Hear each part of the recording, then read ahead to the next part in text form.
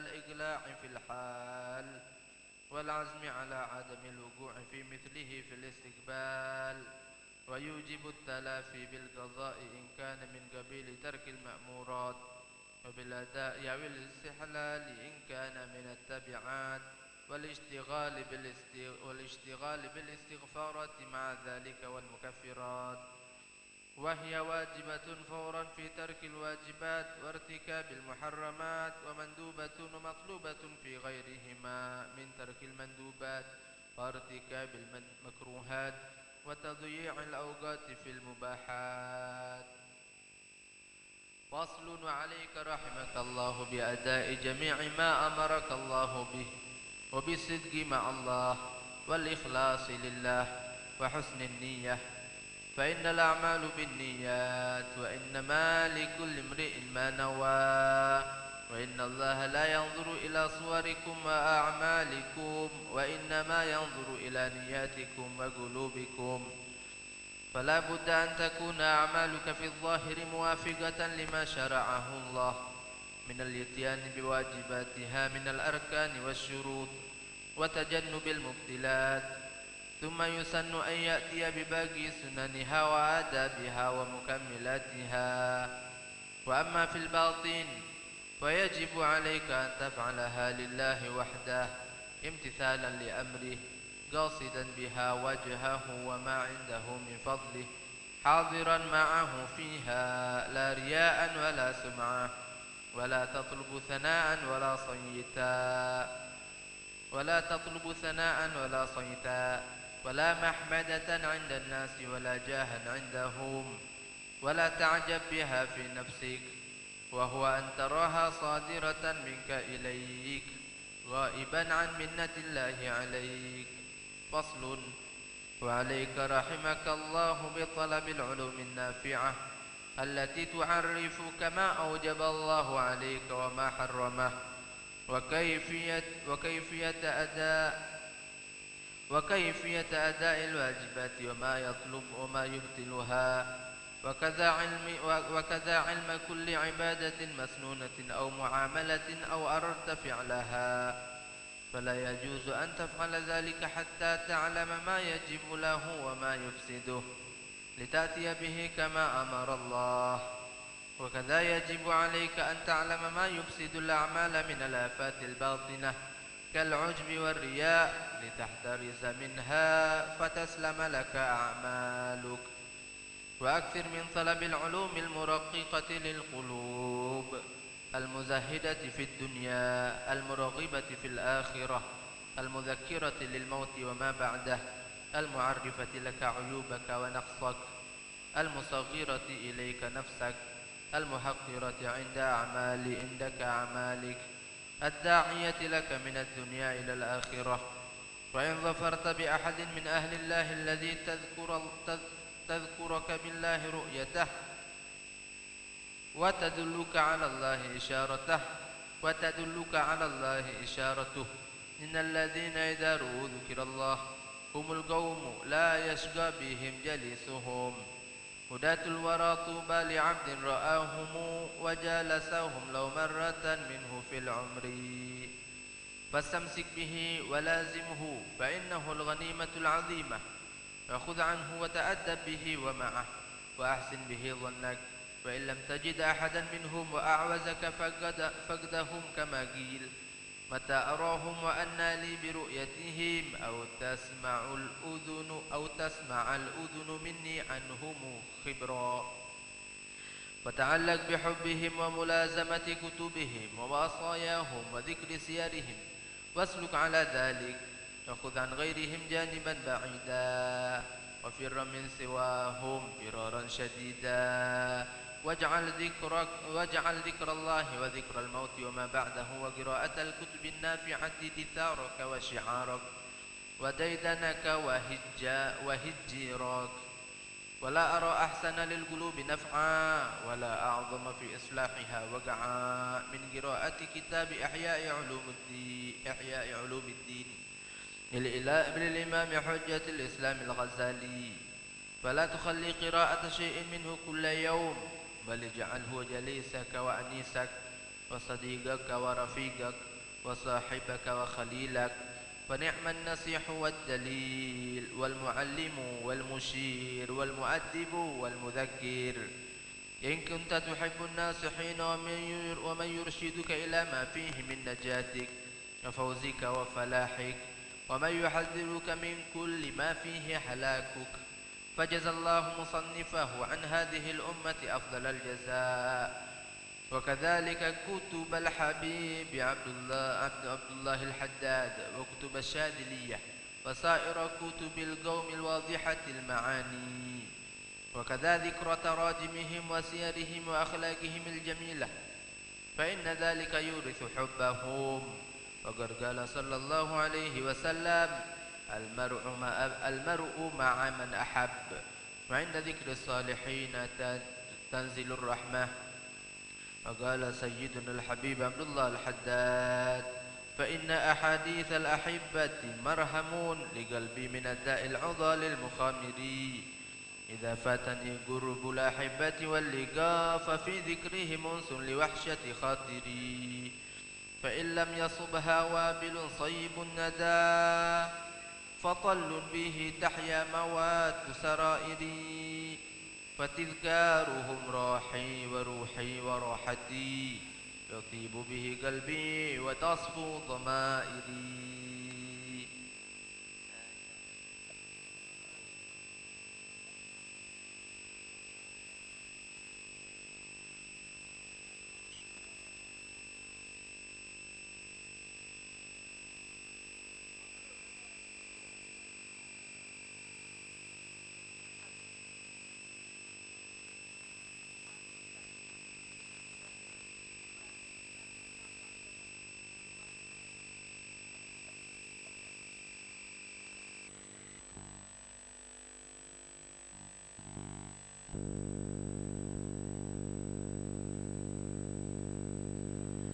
فصل: وعليك رحمك الله بمغانمة العمر والصحة والفراغ.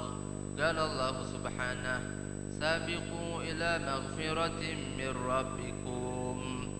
وقال سبحانه: وأنفقوا مما رزقناكم من قبل أن يأتي أحدكم الموت فيقول رب لولا أخرتني إلى أجل قريب فأصدق وأكن من الصالحين، ولن يؤخر الله نفسا إذا جاء أجلها. وقال عليه الصلاة والسلام: نعمتان مغبون فيهما كثير من الناس، الصحة والفراغ. وقال عليه الصلاة والسلام: اغتنم 5 قبل 5: حياتك قبل موتك، وصحتك قبل سقمك، وفراغك قبل شغلك، وشبابك قبل هرمك، وغناك قبل فقرك. وقال عليه الصلاة والسلام: بادروا بالأعمال فتنا كقطع الليل المظلم، يصبح الرجل مؤمنا ويمسي كافرا، ويمسي مؤمنا ويصبح كافرا، يبيع أحدهم دينه بعرض من الدنيا. الحداد: البدار قبل الفوات، إنما أنت عرضة الآفات، بادر الفوت قبل ما تقطع عنك، دون ما تبتغي حتوف الممات. ما أراك مثمرا والليالي سوف تدني إليك ما هو آتي، إنما رأس مالك العمر فاعمره بفعل الجميل والمكرمات، واتخذه مطية تمتطيها لسلوك السبيل للدرجات، وجوادا تطوي عليه مدى هذه الدنيا لتبلغ الغايات. واعلم رحمك الله أن كل نفس من أنفاسك جوهرة لا قيمة لها إلا إن أنفقته في طاعة ربك وما يقربك إليه، أو حسرة عظيمة وندامة لا آخر لها إن أنفقته في غير ذلك. فكيف بمن ضيع عمره جميعه في المعاصي وفيما لا طائل تحته، وليته تيقظ وتلافى ما بقي منه بل الحق ما بقي وما هو تحت اختياره بما مضى، فإنا لله وإنا إليه راجعون. اللهم أيقظنا من غفلتنا ووفقنا للتدارك لما مضى فيما أبقيتنا، واختم لنا بأحسن الختام عند نزول الحمام.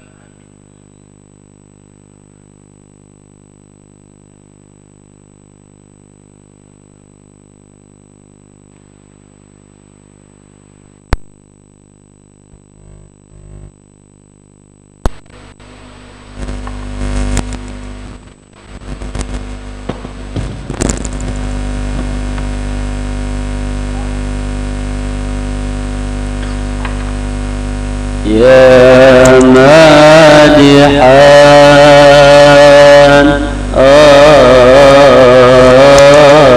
خير الأنام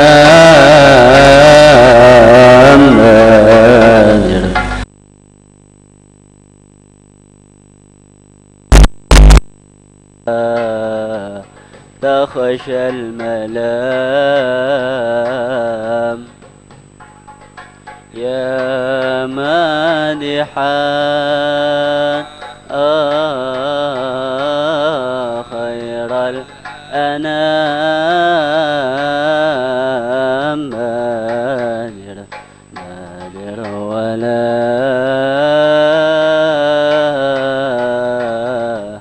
تخشى الملام.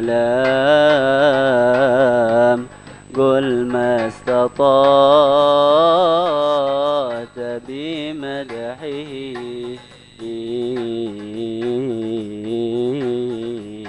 مدح طه لا يضام، مداه طه لا يضام.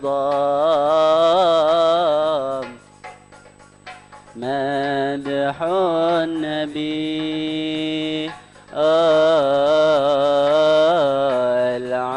العربي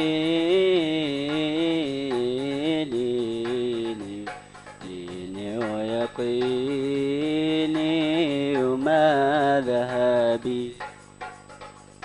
مدح النبي العربي ديني ويقيني ومذهبي. ديني ويقيني ومذهبي. ديني ويقيني ومذهبي. مدح النبي العربي. الله الله مدح النبي العربي. ديني ويقيني ومذهبي. الله مدح النبي ديني ويقيني ومذهبي.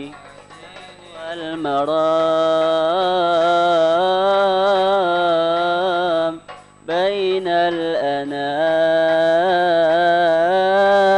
الأنام فهو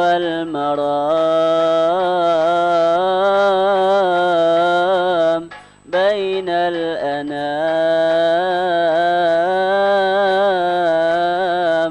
فهو المرام بين الأنام. مدح النبي فهو المرام بين الأنام. مدح النبي العربي العربي عربي. مدح النبي العربي.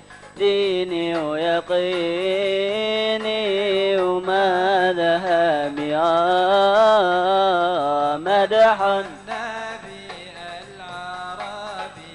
ديني ويقيني ومذهبي. فهو المرام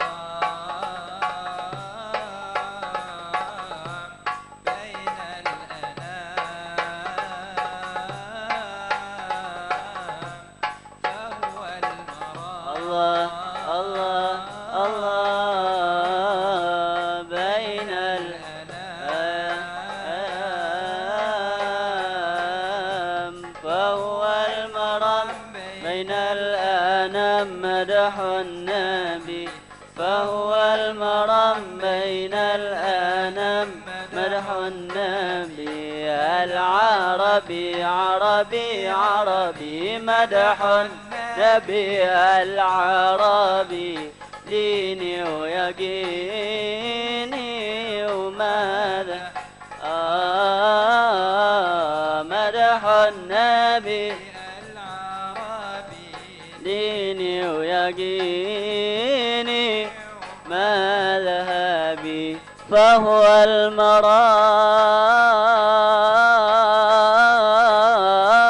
المرام بين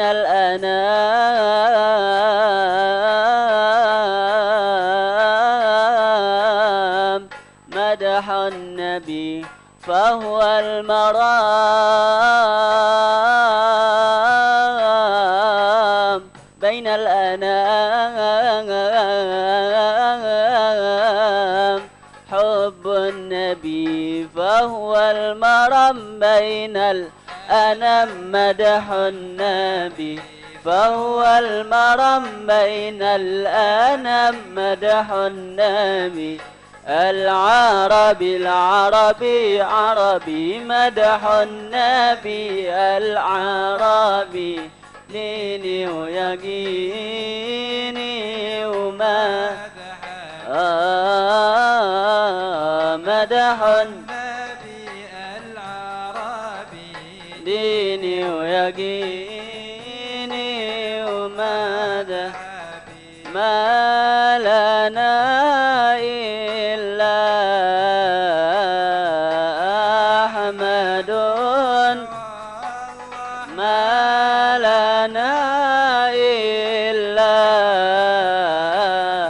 أحمد والله صفوة الباري غوثنا غوثنا والله ما لنا إلا أحمد الله ما لنا إلا أحمد والله صفوة الباري غوثنا غوثنا والله قرة العينين سيد الكون قرة العينين سيد الكون وهو في الدارين ذخرنا ذخرنا والله ما لنا إلا أحمد الله ما لنا إلا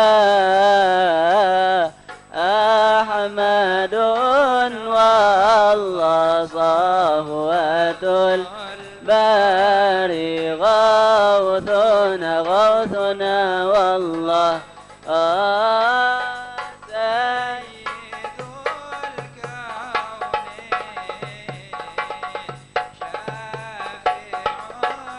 الكونين سيد الكونين شافع الذنب أشرف العربي وهو باب الله ما لنا إلا أحمد ما لنا إلا أحمد والله صفوة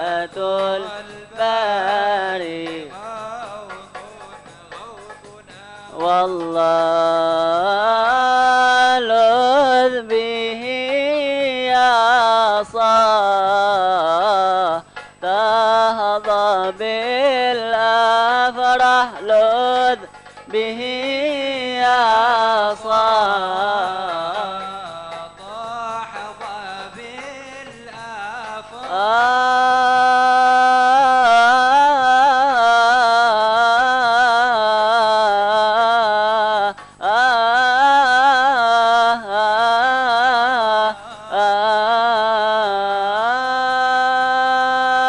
لذ به يا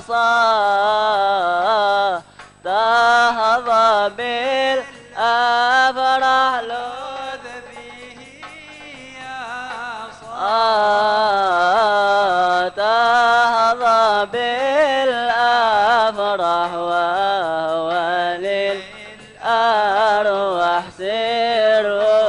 سرها والله ما لنا إلا أحمد وما لنا إلا أحمد والله صفوة البار غوثنا والله.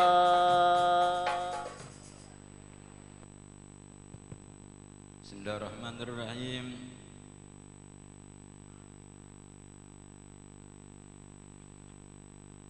قال الشيخ أحمد بن عبد الكريم الصحاوي الشجار في كتاب تثبيت الفؤاد بقدر كلام مجالس القد بالإمام عبد الله بن علوي بن محمد الحداد إلى أن قال رضي الله عنه إذا نقل أحد كلام أحد فليذكر كلام كله من أوله إلى آخره فإن الكلام يذكر بالكلام يعرف معنى بعضه من بعض ولا يذكر بعضه ويترك البعض فلو سمع رجلا يقول إن فعل فلان كذا فلا خير فيه فيقول سمعته يقول ما في فلان خير فليس الكلام على هذا الوجه وأحسن تكلم نقل الكلام على وجهه ليعتبر بما اعتبر وقد تكلمنا أيام كنا بالحجيرة يوم في توبة فقلنا التائب المسر على الذنب بأن يقول استغفر الله بلساني وفي قلبي إنه ما تتمكن منه فعله إن هذا لا توبة له ولكن استغفار بلسان لا يخلو من خير فنقال أن رجل كان حاضرا إنا نقول إن ما للتوبة معنى أصلا وأنا ما لأحد توبة فسامه علي بن عمر بن حسين فقال له تخزى ما قال هكذا وشاء من الخواتر ما تدخل تحت الاختيار يؤفى عنها كمن ترك ذنبا وإنما تركه لله لا لشيء آخر ولكن بقيت له في قلبه لذة فيؤذر في مثل هذا ولا يؤخذ به ثم قال وأصول الأحكام وأصول الدين كلها في القرآن ولكن لمن يعرف وهذا الأشياء تنقل وتعرف وبعض منها ما بسم الله الرحمن الرحيم قال رضي الله تعالى عنهم في كتابه مجموع من كلام حبيب عبد الله بن حسين بن طاهر رضي الله تعالى عنه وقال رضي الله تعالى عنه نوصيكم بالخشوع لله والتواضع لعباد الله والتخفض من الرياء ومن إعجاب بالنفس وبالزهد في الدنيا فإنه الذي عليه المدار في هذا الشأن وخصوصا في هذا الزمان الذي أكب فيه الناس على الأمر الدنيوي من غير مبالاة ولا احتشام ولا مراقبة وقال رضي الله تعالى عنه هذا الزمان وأهله قد صاروا إلى فساد عظيم وفتن هائلة وإعراض عن الله وعن الدار الآخرة ولا يمكن مع ذلك الاختراط عنهم إلا بالفرار منهم والبعد عن جمعياتهم إلا ما صفى منها ولم يكن فيها شيء من هذه الشوائب التي يخشى منها في الدين أو يتوجه عليه أمر أو نهي لا يستطيع القيام به ولا يجد من يعين عليه، فهذا هو الذي يظهر لنا في أمثال هذه الأمور والذي نأخذ منه ونعمل، فخذوا بذلك واحتاطوا لأنفسهم وخذوا ما صفى ودعوا ما تكدر. وقال رضي الله تعالى عنه: قد أسكت العلماء بالله وبدينه وألزمهم الصمت الإعراض عن الله وعن سلوك طريقه وقلة الرغبة في العلم وقلة الصبر على طلب الحق وطلب أهله وعدم الانقياد لهم والأخذ بما لديهم عند العثور عليهم، وهذا قد غلب واستولى على أهل الزمان إلا من عصم الله وقليل ما هم. وقال رضي الله تعالى عنه: نوصيك بترك مجالسة أهل الزمان ومخالطتهم ومعاملتهم والتعرف إلى من تنكر منهم إلا عند الحاجة مع غاية الاحتراز والحذر منهم ليسلم من شرك وتسلم من شرهم، وتكون هذا نيتك في مجانبتهم، فلا تجالس إلا من تنفعك مجالسته في دينك، فإن تعذر عليك ففر من مجالسة من تضرك مجالسته في الدين فرارك من السبع الضار وأشد. وقال رضي الله تعالى عنه: لا تدخل قلبك خوف الفقر فبئس القرين هو واحذر الاهتمام بأمر الرزق فليس له مستند إلا الشك في المقدور، وما قدر لك وعليك فلا بد أن يصل إليك بسعي، وبدون سعي حسب ما جرى به الغلام في الكتاب، فاصرف همك إلى القيام بما فرض عليك من حقه، فإنما ابتلي أهل الزمان ببلية الاهتمام بالرزق عقوبة لهم على تضييع الأوامر وارتكاب المحارم.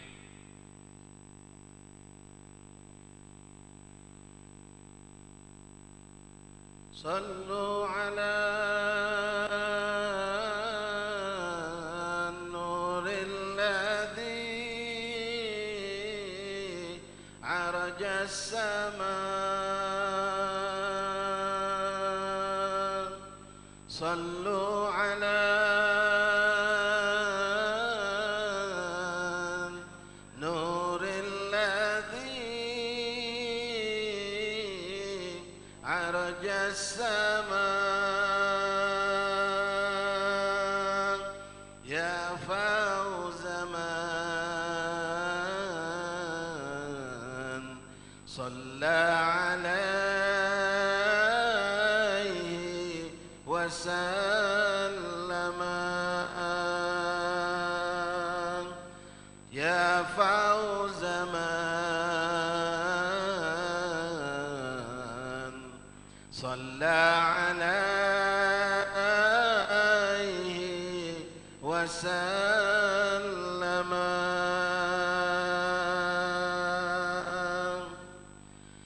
جادت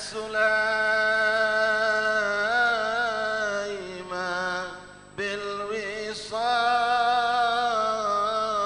تكرما، فسرى السرور إلى الفؤاد وخيما،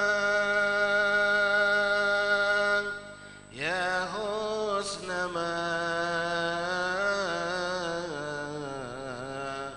جادت به في وصلها، أهلا بواصل أورثتنا عنهما.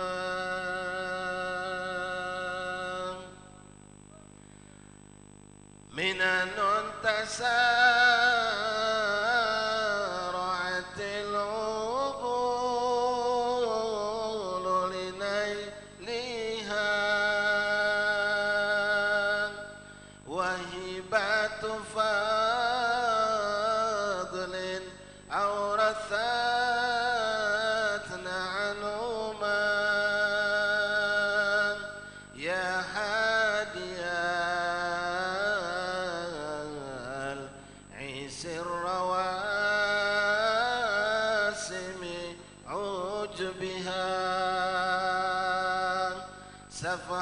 العقيق وحط لك في الهمام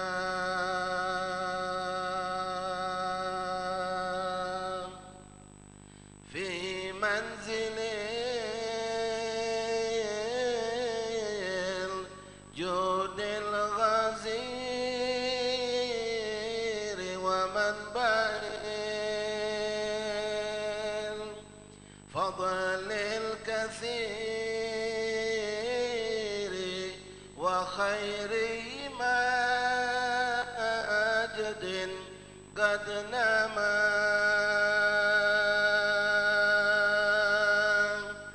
في جنة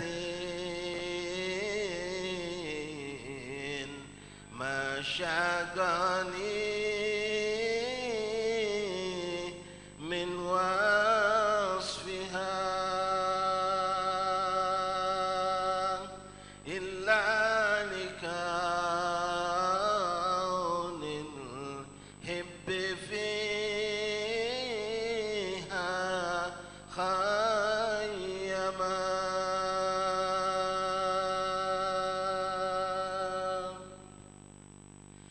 في جنة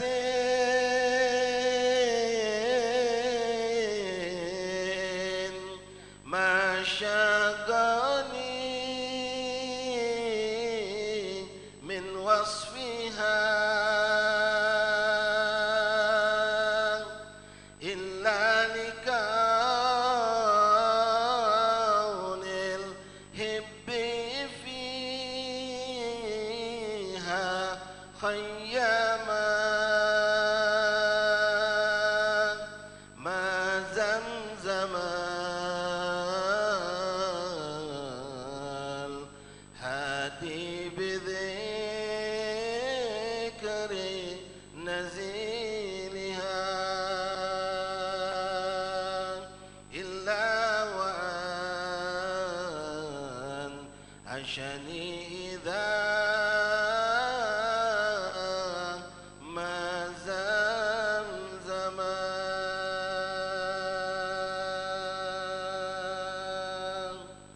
صلوا على النور الذي عرج السماء صلوا على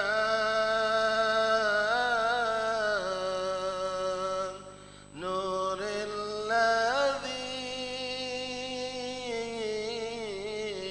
عرج السماء يا فوز من صلى عليه وسلم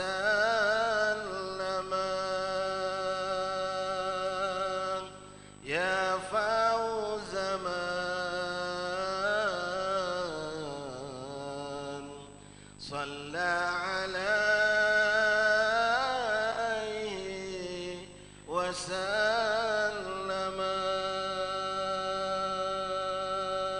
الحمد لله رب العالمين.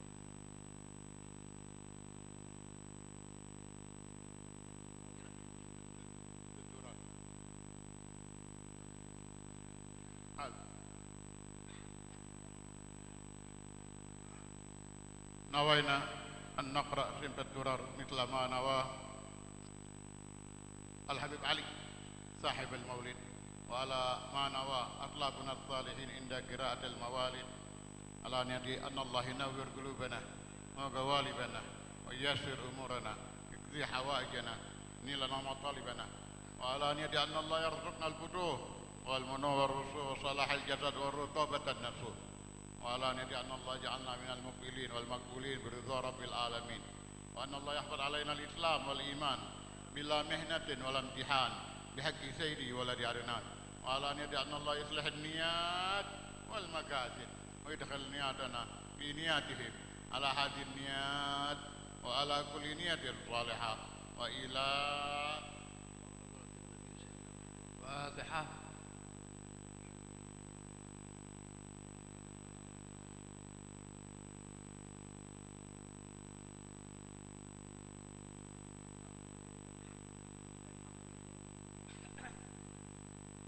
يا ربي صل على محمد، يا ربي صل عليه وسلم.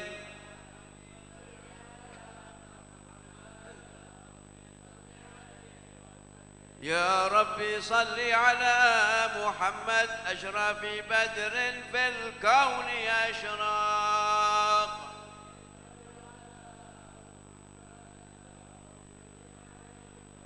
يا ربي صل على محمد، أكرم داع يدعو إلى الحق.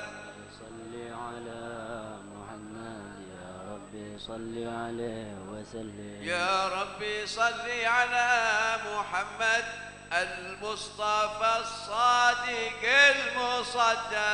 يا ربي صل على محمد يا ربي صل عليه وسلم. يا ربي صل على محمد، أحلى الورى منطقا وأصداق.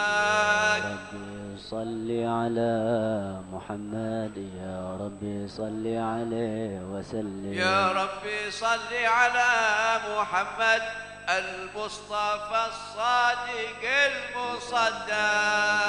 يا ربي صل على محمد يا ربي صل عليه وسلم. يا ربي صل على محمد، أحلى الورى منطقا وأصداق. يا ربي صل على محمد يا ربي صل عليه وسلم. يا ربي صل على محمد، أفضل من بالتقى تحقق. يا ربي صل على محمد يا ربي صل عليه وسلم. يا ربي صل على محمد، من بالسخاء والوفاء تخلق. يا ربي صل على محمد يا ربي صل عليه وسلم. يا ربي صل على محمد، واجمع من الشمل ما تفرق. يا ربي صل على محمد يا ربي صل عليه وسلم. يا ربي صل على محمد، واصلح وسهل ما قد تعوق. يا ربي صل على محمد يا ربي صل عليه وسلم. يا ربي صل على محمد، وافتح من الخير كل مغلاق. يا ربي صل على محمد يا ربي صل عليه وسلم. يا ربي صل على محمد وآله ومن بالنبي تعلق. يا ربي صل على محمد يا ربي صل عليه وسلم. يا ربي صل على محمد وآله ومن للحبيب يعشق. يا ربي صل على محمد يا ربي صل عليه وسلم. يا ربي صل على محمد ومن بحبل النبي توثق.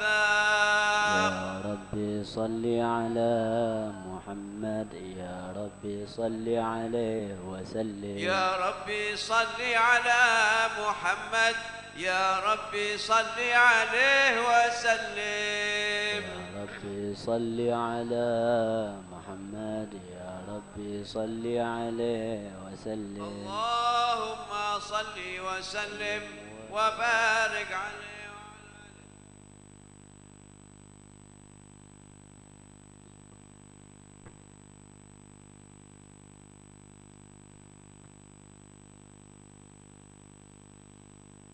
أعوذ بالله من الشيطان الرجيم. بسم الله الرحمن الرحيم. إنا فتحنا لك فتحا مبينا ويغفر لك الله ما تقدم من ذنبك وما تأخر ويتم نعمته عليك ويهديك صراطا مستقيما وينصرك الله نصرا عزيزا لقد جاءكم رسول من أنفسكم عزيز عليه ما عنتم حريص عليكم بالمؤمنين رؤوف رحيم فإن تولوا فقل حسبي الله لا إله إلا هو عليه توكلت وهو رب العرش العظيم إن الله وملائكته يصلون على النبي يا أيها الذين آمنوا صلوا عليه وسلموا تسليما اللهم صل وسلم وبارك عليه وعلى آله اللهم صل وسلم وبارك عليه وعلى آله وصحبه بسم الله الرحمن الرحيم الحمد لله القوي سلطانه الواضح برهانه المبسوط في الوجود كرمه وإحسانه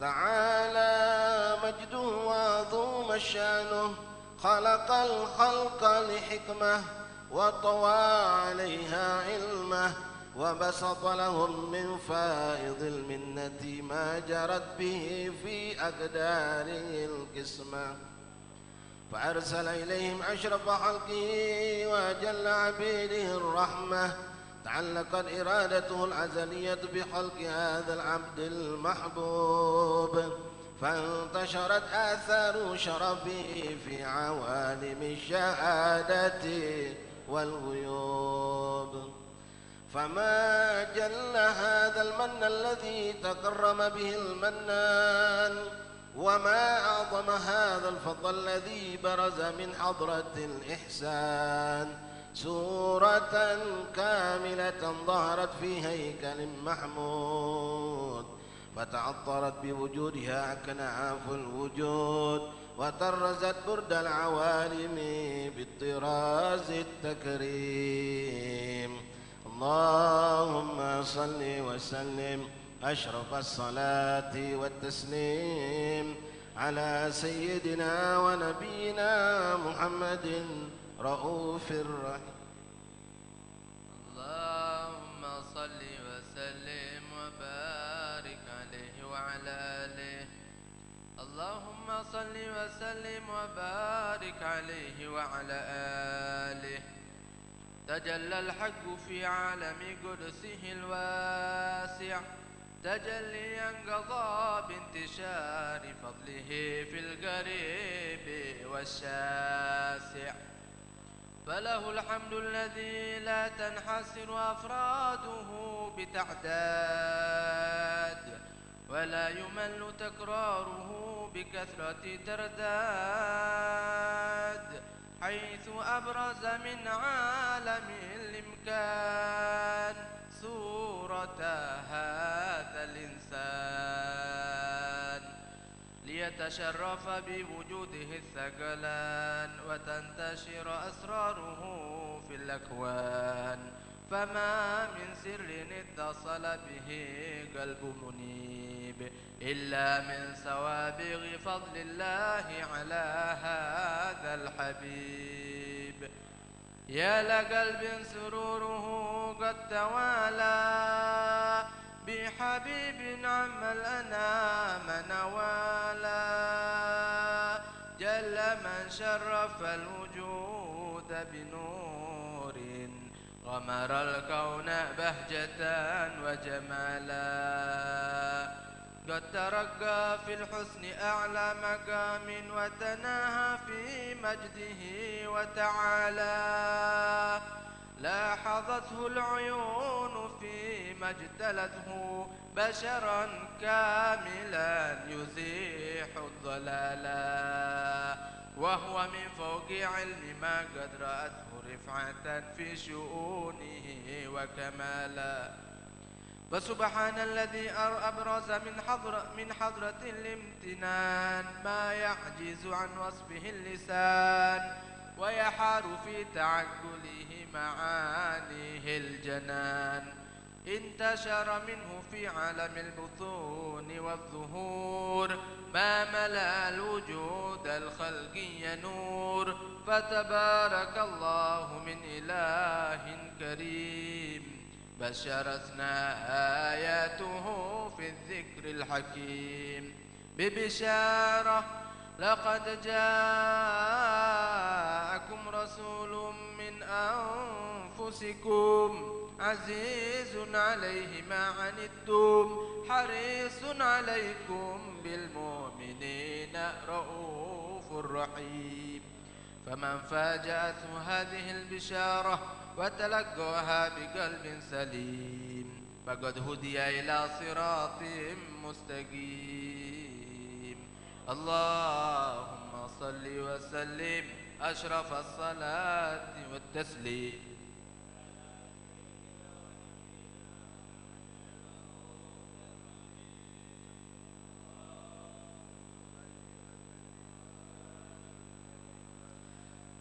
اللهم صل وسلم وبارك عليه وعلى آله وأشهد أن لا إله إلا الله وحده لا شريك له شهادة يعرب بها اللسان عما تضمنه الجنان من التصديق بها والإذعان تثبت بها في الصدور من الإيمان قواعده وتلو على أهل اليقين من سر ذلك الإذعان والتصديق شواهده وأشهد أن سيدنا محمدًا العبد الصادق في قوله وفعله والمبلغ عن الله ما أمره بتبليغه لخلقه من فرضه ونفله عبد أرسله الله للعالمين بشيرا ونذيرا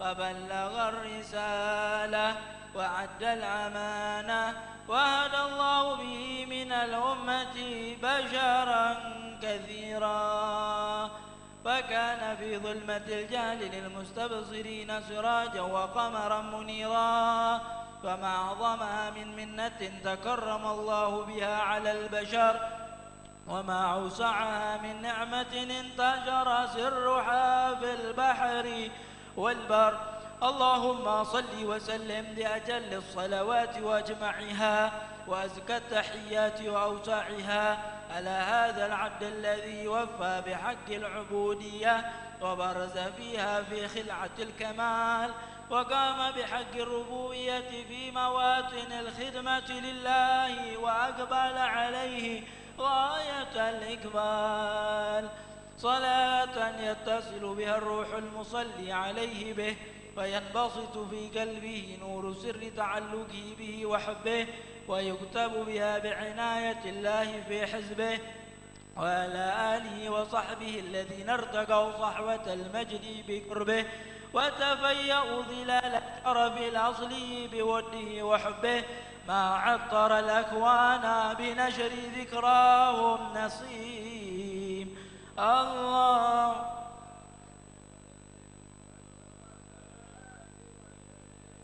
على سيدنا ونبينا محمد الرؤوف الرحيم اللهم صل وسلم وبارك عليه وعلى آله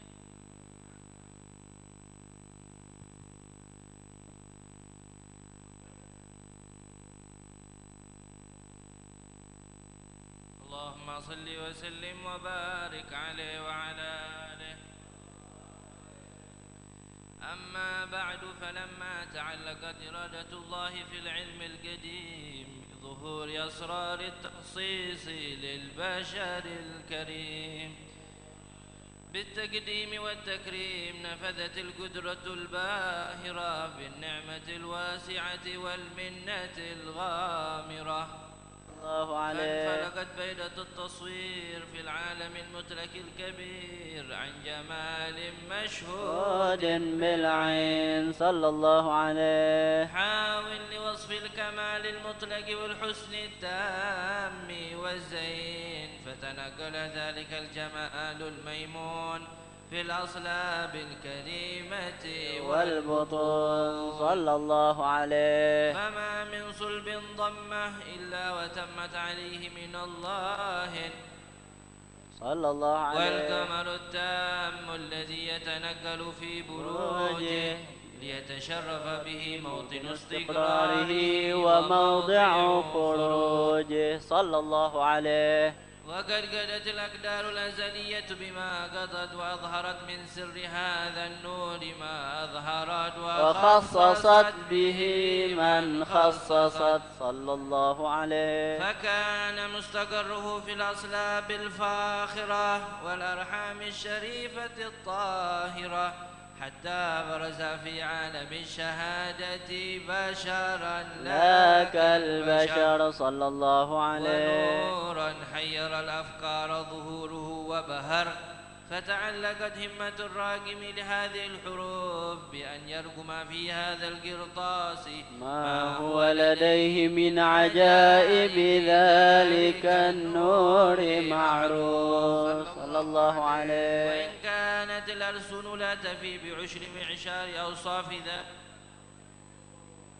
تشويقا للسامعين من خواص المؤمنين، وترويحا للمتعلقين بهذا النور المبين صلى الله عليه. إلا فأنا تعرف الأقلام عن شؤور خير الأنام، ولكن حزني إلى تدوين ما حفظته من سير أشرف المخلوقين وما أكرمه الله به في مولده من الفضل الذي عم العالمين صلى الله عليه. وبقيت رايته في الكون منشورة على مر الأيام والشهور والسنين، داعي التعلق بهذه الحضرة الكريمة ولاعج التشوق إلى سماع أوصافها العظيمة، ولعل الله ينفع به المتكلم والسامع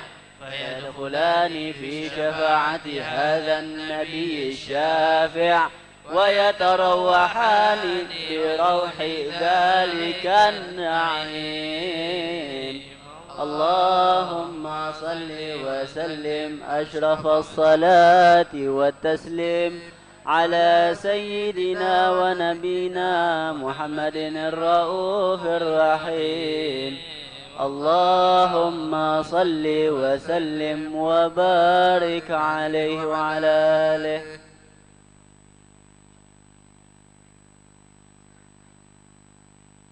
يا إمام الرسل يا سندي، أنت باب الله معتمدي، فبدنياي وآخرتي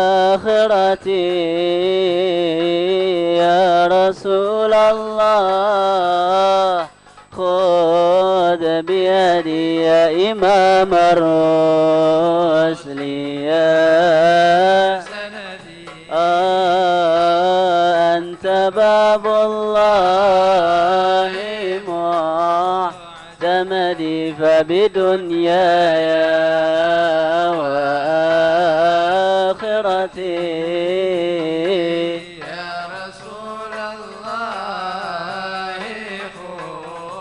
بيدي قسما بالنجم حين هوى، ما المعافى والساقي مسوى قسما بالنجم حين هوى ما المعافى والساقي مسوى فاخلع الكونين عنك سوى حب مولى العرب والعجم يا إمام الرسل يا سندي أنت باب الله معتمدي فبدنياي وآخرتي يا رسول الله خذ بيدي سيد السادات من مضري غوث أهل البدوي والحضر سيد السادات من مضري غوث أهل البدوي والحضر صاحب الآيات والسور منبع الأحكام والحكم يا إمام الرسل يا سندي أنت باب الله معتمدي وبدنياي وآخرتي يا رسول الله خذ بيدي ما يبدل لي عسري يسرا إلا يا أبا الزهر وبحق آل البيت والعشرة ياسر سهل حل للعقد يا إمام الرسل يا سندي أنت باب الله معتمدي فبدنياي وآخرتي يا رسول الله خذ بيدي وصلاة الله لم تزلي لك تهدى ما دعاك ولي وصلاة الله لم تزلي لك تهدى لا دعاك ولي مع تسلي من الأزل ينتهي حتى إلى الأبد يا إمام الرسل يا سندي أنت باب الله معتمدي فبدنياي وآخرتي يا رسول الله خذ بيدي اللهم صل وسلم وبارك عليه وعلى آله اللهم صل وسلم وبارك عليه وعلى آله وقد عان للقلم أن يهض ما حركته فيه الأنامل مما استفاده الفحم من صفات هذا الأبد المحبوب الكامل وشمائله التي هي أحسن شمائل وهنا حسن أن نثبت ما بلغ إلينا في شأن هذا الحبيب من أخبار وآثار ليتشرف بكتابته القلم والقرطاس وتتنزه في حدائقه الأسماء والأبصار. وقد بلغنا في الأحاديث المشهورة أن أول شيء خلقه الله هو النور المودع في هذه السورة. فنور هذا الحبيب أول مخلوق برز في العالم، ومنه تفرع الوجود خلقا بعد خلق فيما حدث وما تقدم صلى الله عليه. وقد أخرج عبد الرزاق بسنده عن جابر بن عبد الله الأنصاري رضي الله عنهما قال: قلت يا رسول الله بأبي وأمي أخبرني عن أول شيء خلقه الله قبل الأشياء. قال: يا جابر إن الله خلق قبل الأشياء نور نبيك محمد صلى الله عليه وسلم من نوره. وقد ورد من حديث أبي هريرة رضي الله عنه أنه قال رسول الله صلى الله عليه وسلم: كنت أول النبيين في الخلق وآخرهم في البعث. صلى الله عليه. وقد تعددت الروايات بأنه أول خلق وجودا وأشرفهم مولودا. ولما كانت السعادة الأبدية لها ملاحظة خفية، اختصت من شاءت من البرية بكمال الخصوصية، فاستودعت هذا النور المبين أسباب وبطون من شرفته من العالمين، فتنقل هذا النور من صلب آدم ونوح وإبراهيم صلى الله عليه، حتى أوصلته يد العلم القديم إلى من خصصته بالتكريم أبيه الكريم عبد الله بن عبد المطلب ذي القدر العظيم، وأمه التي هي في المخاوف آمنة السيدة الكريمة آمنة، فتلقاه صلب عبد الله فألقاه إلى بطنها، فضمنه أحشاؤها بمعونة الله محافظة على حق هذه الدرة وصونها صلى الله عليه، وحملته برعاية الله كما ورد عنها حملا خفيفا لا تجد له ثقلا ولا تشكو منه علما ولا عللا صلى الله عليه، حتى مر الشهر بعد الشهر من حمله، وقرب وقت بروزه إلى عالم الشهادة لتنبسط على أهل هذا العالم فيوضات فضله وتنتشر فيه آثار مجده الصميم. اللهم صل وسلم أشرف الصلاة والتسليم على سيدنا ونبينا محمد الرؤوف الرحيم. اللهم صل وسلم وبارك عليه وعلى آله. اللهم صل وسلم وبارك عليه وعلى آله.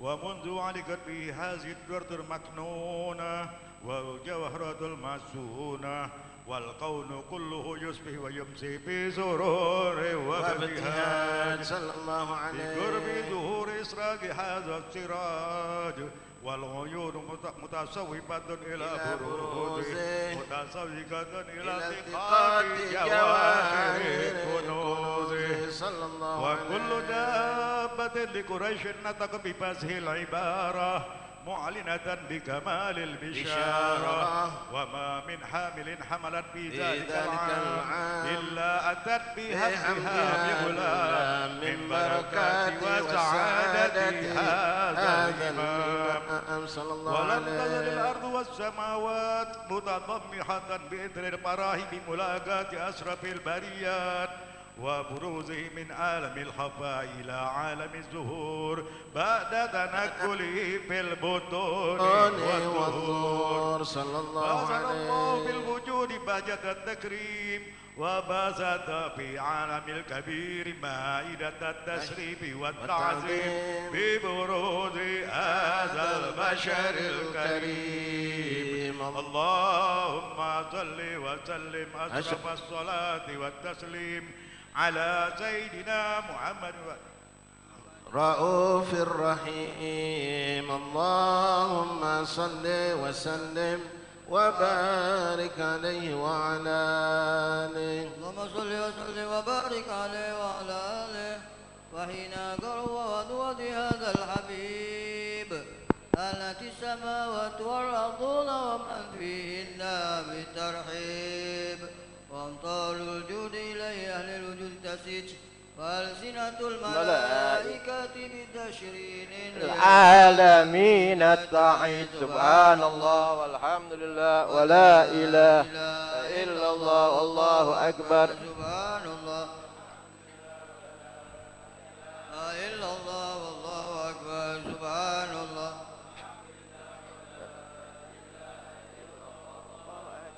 والقدرة كشفت كنا هذا المستور ليبذلوا كاملا في عالم الظهور ذوقا فكل الأرض فانفذوا الحكم على من أتى الله عليه من نعمة من خواص الأمة أن يحضر عند وضع أمة تأنيسا لجنابها المسعود ومشاركة لها في هذا الصفات الممدود فحضر بتوفيق الله سيدة مريم وسيدة آسيا ومعهما من الحور العين من قسم الله له من الشرف بالقسمة الوافية فأتى الوقت الذي رتب الله على حضوره وجود هذا المولود minta maaf pas diam tolong jangan maju ke depan diminta untuk tidak maju ke depan sallallahu ala Muhammad sallallahu alaihi wasallam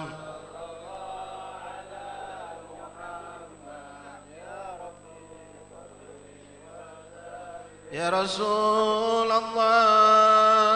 salamun alaik ya Rafi' ashani wa daraji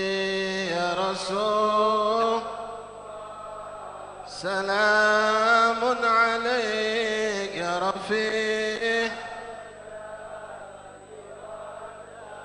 يا رسول الله سلام عليك يا رفيع شان والدرج يا رسول الله سلام عليك يا رفيع الشان والدرج يا نبي سلام عليك يا رسول سلام عليك يا حبيب سلام عليك صلوات الله عليك يا نبي سلام عليك يا رسول سلام عليك يا حبيب سلام عليك صلوات الله عليك أشرق الكون ابتهاجا جود المصطفى أحمد ولي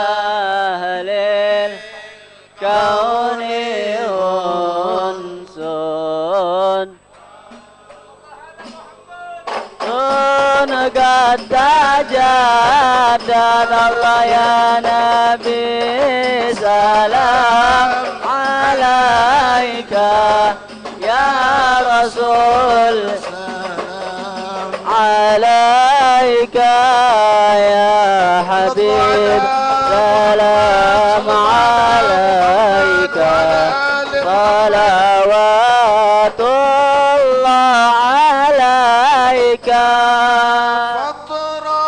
فاضربوا يا أهل المثاني فهزار الغراد واستضيئوا بجمال فقف الحسن تفرد يا نبي سلام عليك يا رسول سلام عليك يا حبيب سلام عليك صلوات الله عليك يا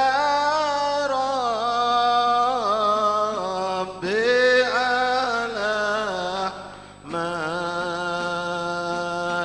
اسمه طه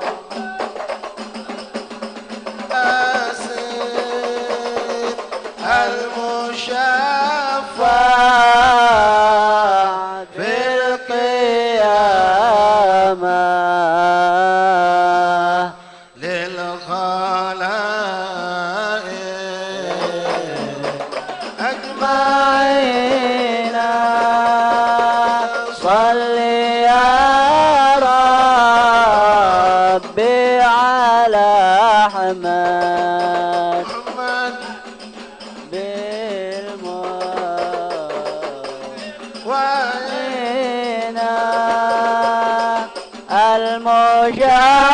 المشفع في القيامة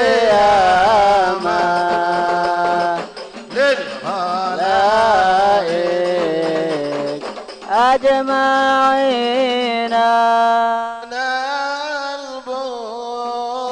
البشرى بالسعد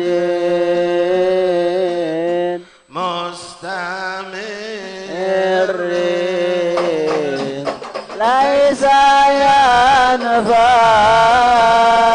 حيث أوتينا عطاء جمع الفخر المؤبد صل يا ربي على أحمد اسمه طه وياسين المشفع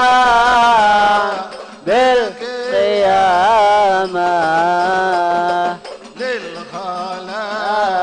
للخلائق أجمعين ولرب كل حمد الله جل أن يحصره العد الله أبانا بوجوده المصطفى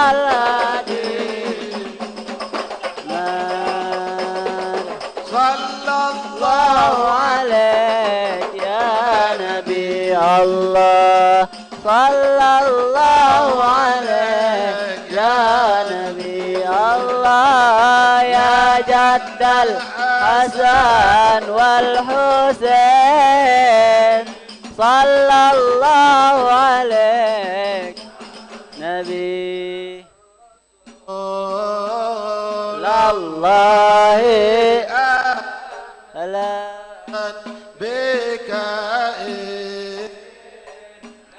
بك نسعد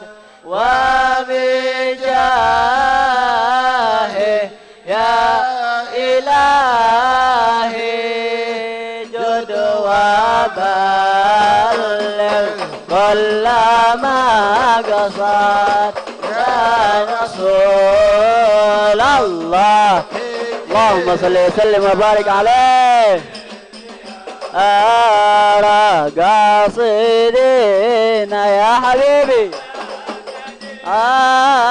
منك شفاعة عند رب العالمين أستغفر الله رب البرايا أستغفر الله من الخطايا أستغفر الله أستغفر الله من الخطايا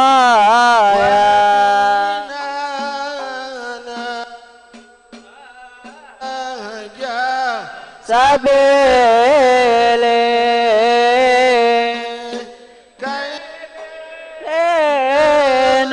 ناس عدوى نرشاد الله بل أستغفر الله من الخطايا الله الله بجاهه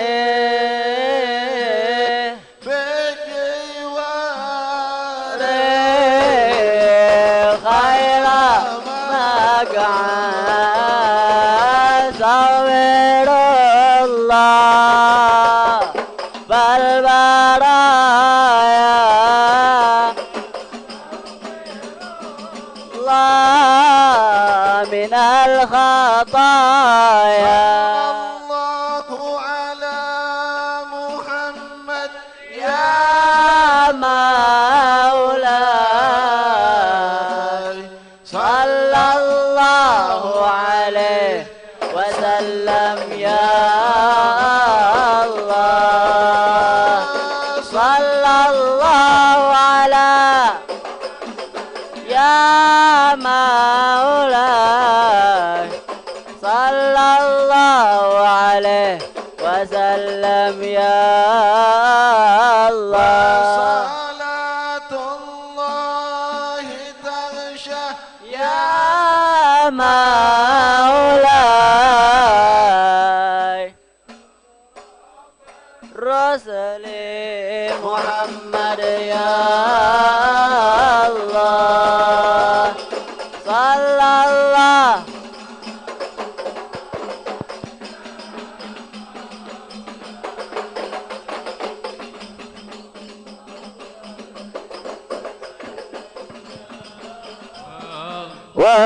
وسلام مستمر يا مولاي كل حين يتجدد يا الله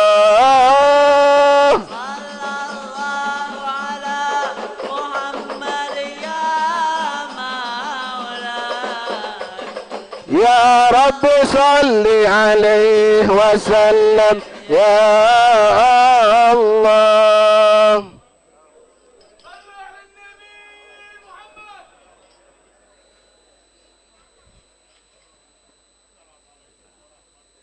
Wabarak. Di hadapan kita ada 4 anak yang akan diresmikan namanya yang telah dimufakati oleh kedua orang tuanya, disetujui oleh J dan lidahnya dengan nama yang baik sesuai dengan petunjuk Rasulullah. Qala Rasulullah sallallahu alaihi wasallam, innakum tud'auna yaumal qiyamah bi asma'ikum wa asma'i abaikum fa ahsinu asma'akum. Sesungguhnya kalian kelak di hari kiamat akan dipanggil dengan nama nama kalian. Alhamdulillah, anak-anak tersebut semua diberi dengan nama yang bagus. Yang pertama Sayyid Ahmad Hamid bin Muhammad Hadi bin Aidrus Al-Kaf, dan yang kedua yaitu Sayyid Mustafa Hadi Adni bin Ali bin Abdullah Bahusen, dan yang ketiga Syarifah Fatimah Najwa binti Ubaidillah Al-Khiritsumma, yang keempat Syarifah Mazaya Asy-Syifa binti Muhammad Nabil Al-Kaf.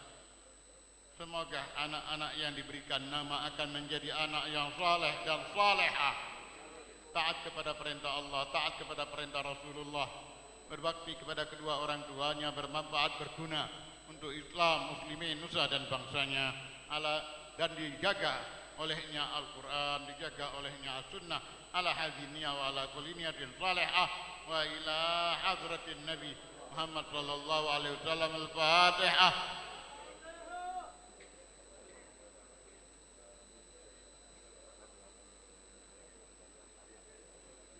Bismillahirrahmanirrahim. Alhamdulillah rabbil alamin. Allahumma shalli ala sayyidina Muhammad wa ala ali sayyidina Muhammad. Allahumma barik lana fi auladina wa banatina wa la tadurruhum wa waffiqna wa waffiqhum li ta'atika warzuqna birrahum. Sallallahu ala sayyidina Muhammad wa ala alihi wa sahbihi wasallam. Alhamdulillah rabbil alamin.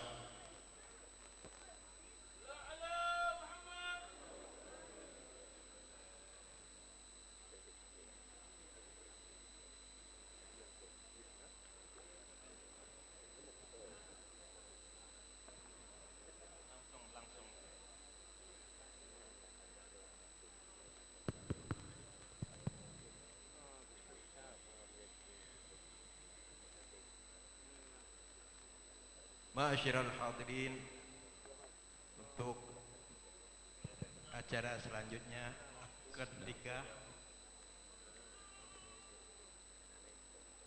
ada 3 orang, walinya cuma 2.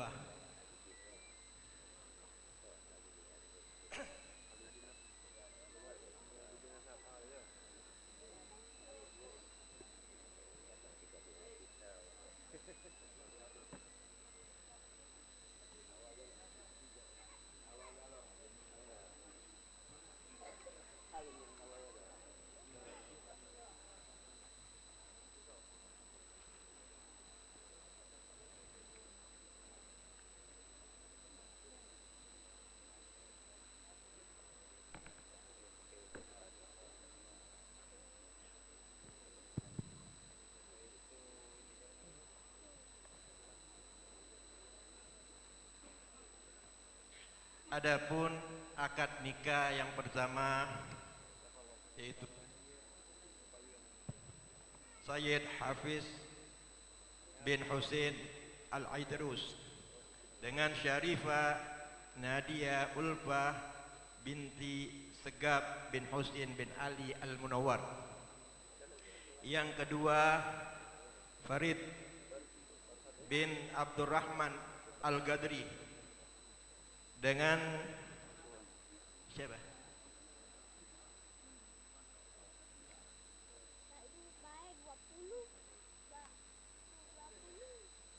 Dengan Syarifah Amira Idrus bin Abu Bakar bin Agil Al-Munawwar. Yang kedua yaitu Sayyid Ja'far bin Harun bin Ja'far bin Idrus Al-Munawwar dengan Syarifah Nabilah binti Idrus bin Abu Bakar bin Agil Al-Munawwar. Adapun sebelumnya khutbah nikah akan disampaikan Al-Habib Ustaz Muhammad bin Abdullah bin Abdurrahman Al-Habsyi Adapun sebagai saksi Al-Habib Ustaz Abdul Rahman bin Hasan Al-Habsyi dan satunya Habib Muhammad Syukri bin Ali bin Syihab.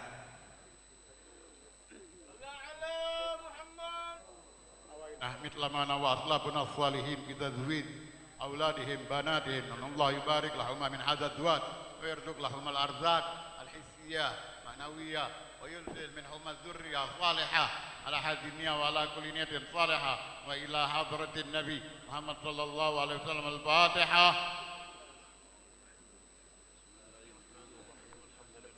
العالمين الرحمن الرحيم مالك يوم الدين إياك نعبد وإياك نستعين اهدنا الصراط المستقيم صراط الذين أنعمت عليهم غير المغضوب عليهم ولا الضالين آمين. بسم الله الرحمن الرحيم الحمد لله المحمود بنعمته المعبود بقدرته المطاع بسلطانه المرهوب من عذابه وسطوته النافذ أمره في سماعه وأرضه الذي خلق الخلق بقدرته وميزهم بأحكامه وعزهم بدينه وأكرمهم بنبيه محمد صلى الله عليه وآله وسلم. إن الله تبارك اسمه وتعالت عظمته جعل المصاهرة سببا لاحقا وأمرا مفترضا أوشج به الأرحام وألزم الأنام. وقال عز من قائل وهو الذي خلق من الماء بشرا وجعله نسبا وصهرا وكان ربك قديرا. أما بعد فإن الأمور كلها بيد الله يقضي فيها ما يشاء ويحكم ما يريد لا مؤخر لما قدم ولا مقدم لما أخر ولا يجتمع اثنان ولا يفترقان إلا بقضاء وقدر وكتاب من الله قد سبق. فأمر الله يجري إلى قضائه وقضاؤه يجري إلى قدره ولكل قضاء قدر ولكل قدر أجل ولكل أجل كتاب. يمحو الله ما يشاء ويثبت وعنده أم الكتاب. الحمد لله نحمده ونستعينه ونستغفره ونعوذ بالله من شرور أنفسنا ومن سيئات أعمالنا. من يهد الله فلا مضل له ومن يضلل فلا هادي له. وأشهد أن لا إله إلا الله وحده لا شريك له وأشهد أن محمدًا عبده ورسوله أرسله بالهدى ودين الحق ليظهره على الدين كله ولو كره المشركون. أما بعد فإن الله سبحانه وتعالى أحل النكاح وندب إليه وحرم السفاح وأوعد العذاب عليه. وقال سبحانه وتعالى إنه كان فاحشة وساء سبيلا. وقال تعالى يا أيها الناس اتقوا ربكم الذي خلقكم من نفس واحدة وخلق منها زوجها وبث منهما رجالا كثيرا واتقوا الله الذي تساءلون به والأرحام إن الله كان عليكم رقيبا. وقال تعالى وهو الذي خلق من الماء بشرا فجعله نسبا وصهرا وكان ربك قديرا. وقال تعالى يا أيها الذين آمنوا اتقوا الله حق تقاته ولا تموتن إلا وأنتم مسلمون. وقال تعالى يا أيها الذين آمنوا اتقوا الله وقولوا قولا سديدا يصلح لكم أعمالكم ويغفر لكم ذنوبكم ومن يطع الله ورسوله فقد فاز فوزا عظيما. قال النبي صلى الله عليه وآله وسلم تناكحوا تكثروا فإني مباهن بكم الأمم يوم القيامة. وقال النبي صلى الله عليه وآله وسلم النكاح من سنتي ومن رغب عن سنتي فليس مني. النكاح سنة الأنبياء وشعار الأولياء قولوا جميعا بسم الله بسم الله والحمد لله والحمد لله والصلاة والسلام على سيدنا رسول الله على سيدنا رسول الله محمد بن عبد الله قولوا تبنا إلى الله تبنا إلى الله جميع المعاصي والذنوب من جميع المعاصي والذنوب صغيرها وكبيرها استغفر الله استغفر الله من ترك الصلاة نستغفر الله من التقصير في الصلاة استغفر الله من ظلم الخلق نستغفر الله من جميع المعاصي والذنوب أشهد أن لا إله إلا الله وأشهد أن محمدا عبده ورسوله آمنا بالشريعة وصدقنا بالشريعة وتبرأنا من كل دين يخالف دين الإسلام. Adapun yang pertama yaitu Hafiz bin Husin Al-Idrus dengan Syarifah Nadia Ulfa binti Segaf bin Husin bin Ali Al-Munawwar dengan mas kawinnya Rp500.000 Indonesia. Bismillah. Walhamdulillah. Wassalatu wassalamu ala Rasulillah Muhammad ibn Abdillah wa ala alihi wa sahbihi ajma'in. Ashhadu an la ilaha illallah wa ashhadu anna Muhammadar Rasulullah. Usikum ibadallah wa nafsi bitaqwallah. Astaghfirullah astaghfirullah astaghfirullahal azim wa atubu ilaih. Ya Sayyid Muhammad Hafiz bin Husin Al-Idrus uzawwijuka ala ma amarallah bihi min imsakin bi ma'rufin aw tasrihin bi ihsan. Ya Sayyid Muhammad Hafiz bin Husin Al-Idrus zawwajtuka wa ankahtuka mahtubataka ibnati Syarifah Nadia Ulfa Al-Munawwar bi mahar 500,000 rupiah nakdan. تزويجها ونكاحها بالمهر المذكور. ما في الخير. بارك الله لكم ما في خير.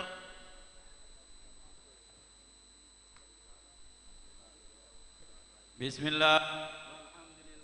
Wassalatu wassalamu ala Rasulillah Muhammad bin Abdillah wa yang kedua saya terus ini dulu. Yang kedua yaitu Sayyid Farid bin Abdurrahman Al-Gadri dengan Syarifah Amirah binti Idrus bin Abu Bakar bin Aqil Al-Munawwar.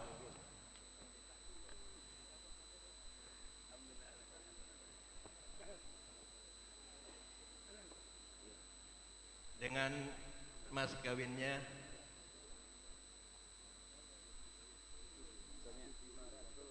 rupiah. Mas kawinnya Rp500.000.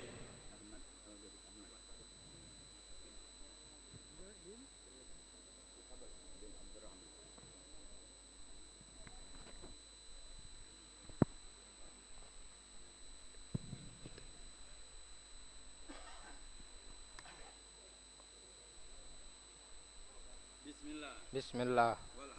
Walhamdulillah.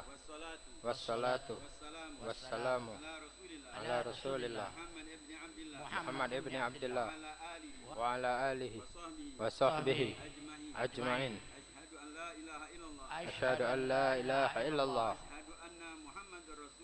وأشهد أن محمد رسول الله أوصيكم عباد الله ونفسي بتقوى الله أستغفر الله أستغفر الله أستغفر الله العظيم وأتوب إليه يا سيد أحمد فريد بن عبد الرحمن القدري أزوجك على ما أمر الله به من إمساك بمعروف أو تسريح بإحسان يا سيد أحمد فريد بن عبد الرحمن القدري زوجتك وأنكحتك مخطوبتك ابنتي شريفة أميرة عليا المنور بمهر 500,000 rupiah nahdan قبلت تزويجها ونكاحها بالمهر المذكور بخير. Selanjutnya yaitu Ja'far bin Harun bin Ja'far bin Idrus bin Muhammad Al-Munawwar dengan Syarifah Nabila binti Idrus bin Abu Bakar bin Agil bin Ali bin Abdurrahman Al-Munawwar. Bismillah walhamdulillah wassalatu wassalamu ala Rasulillah Muhammad ibnillah wa ala alihi wa sahbihi wa man wala wa usikum ibadallah wa nafsi bitaqwallah. Maharnya 500 dengan mas kawin 500.000 rupiah.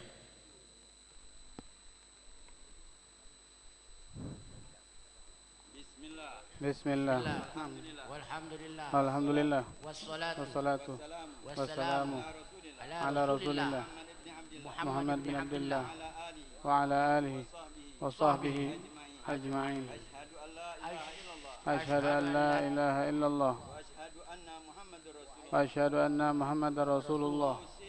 Usikum ibadallah wa nafsi bitaqwallah. Astaghfirullah Astaghfirullah Astaghfirullahaladzim wa atubu ilaih.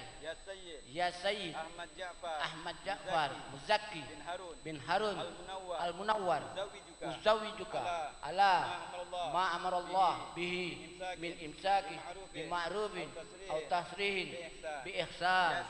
Ya Sayyid Ahmad Ja'far Muzaki bin Harun Al-Munawwar zawwajtuka wa ankahtuka mahtubataka ibnati Syarifah Nabila Al-Munawwar bil mahar 500,000 rupiah nahdan.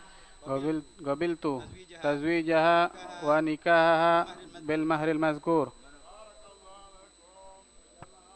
kum fi khair wa ja'ala fi qudumikum qudumul khairat wal barakat wal masarrat wa akhraja minkum al kathir at tayyib wa yuzhib lakum al lutub was sihah wal afiyah wa yarzuq lakum al arzaq al hissiyah wal ma'nawiyah wa yunzil minkum الذرية الصالحة بحق ربنا هب لنا من أزواجنا وذرياتنا قرة أعين واجعلنا للمتقين إماما ربنا آتنا في الدنيا حسنة وفي الآخرة حسنة وقنا عذاب النار آمين. وادخلنا الجنة مع الأبرار يا عزيز يا غفار آمين. برحمتك يا أرحم الراحمين آمين. اللهم صل على محمد الحمد لله رب العالمين.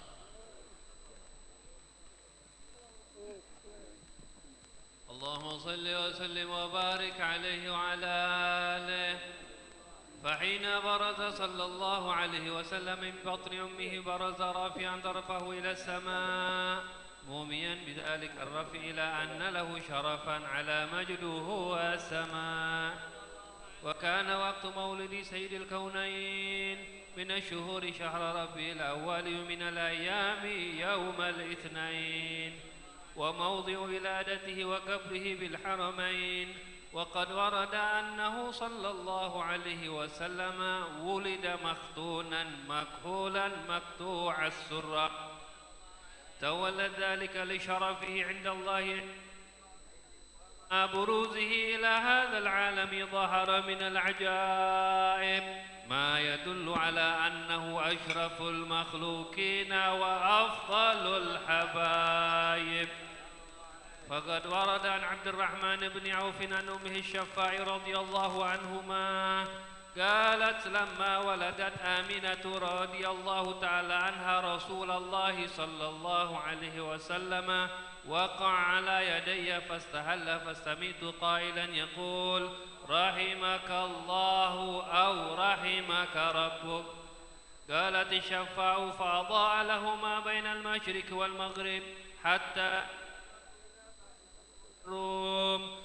قالت ثم ألبسته وأدجعته فلم أنشب أن غشيتني ظلمة ورعب وقشعريرة عن يميني، فسمعت قائلا يقول أين ذهبت به؟ قال إلى المغرب، وأسفر ذلك عني ثم عودني الرعب والظلمة والقشعريرة عن يساري، فسمعت قائلا يقول أين ذهبت به؟ قال إلى المشرق.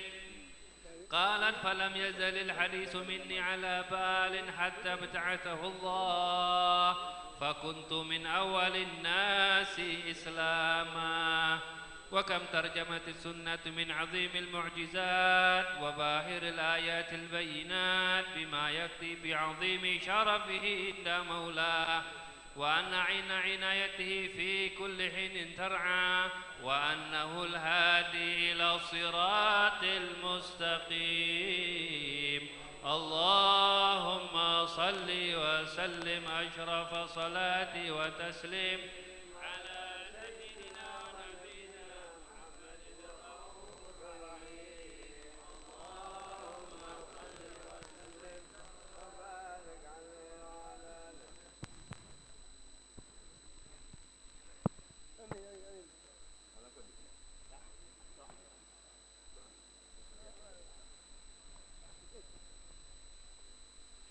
بسم الله الرحمن الرحيم. الحمد لله رب العالمين.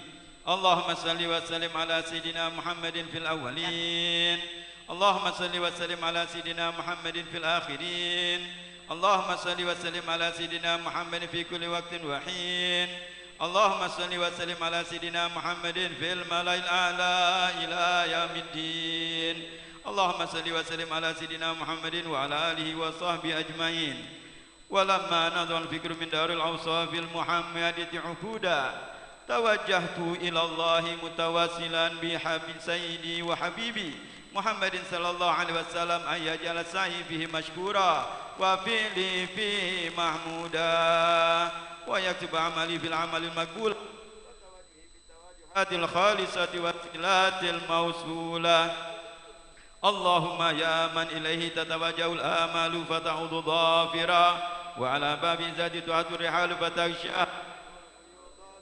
آمرا، نتوجه إليك بأسرف الوسائل لديك سيد المرسلين عبدك الصادق الأمين سيدنا محمد الذي أمت رسالته العالمين، أن تصلي وتسلم على تلك الذات الكاملة مستودع أمانتك وحافظ سرك وحامل راية دعوتك الشامل المحبوب لك والمخصص بموطن من مواطن القرب ومظهر قاسم إمدادك في عبادك وساقي كرش إرشادك لأهل ودادك سيد الكونين وأشرف الثقلين العبد المحبوب الخالص المخصوص منك بأجال الخصائص.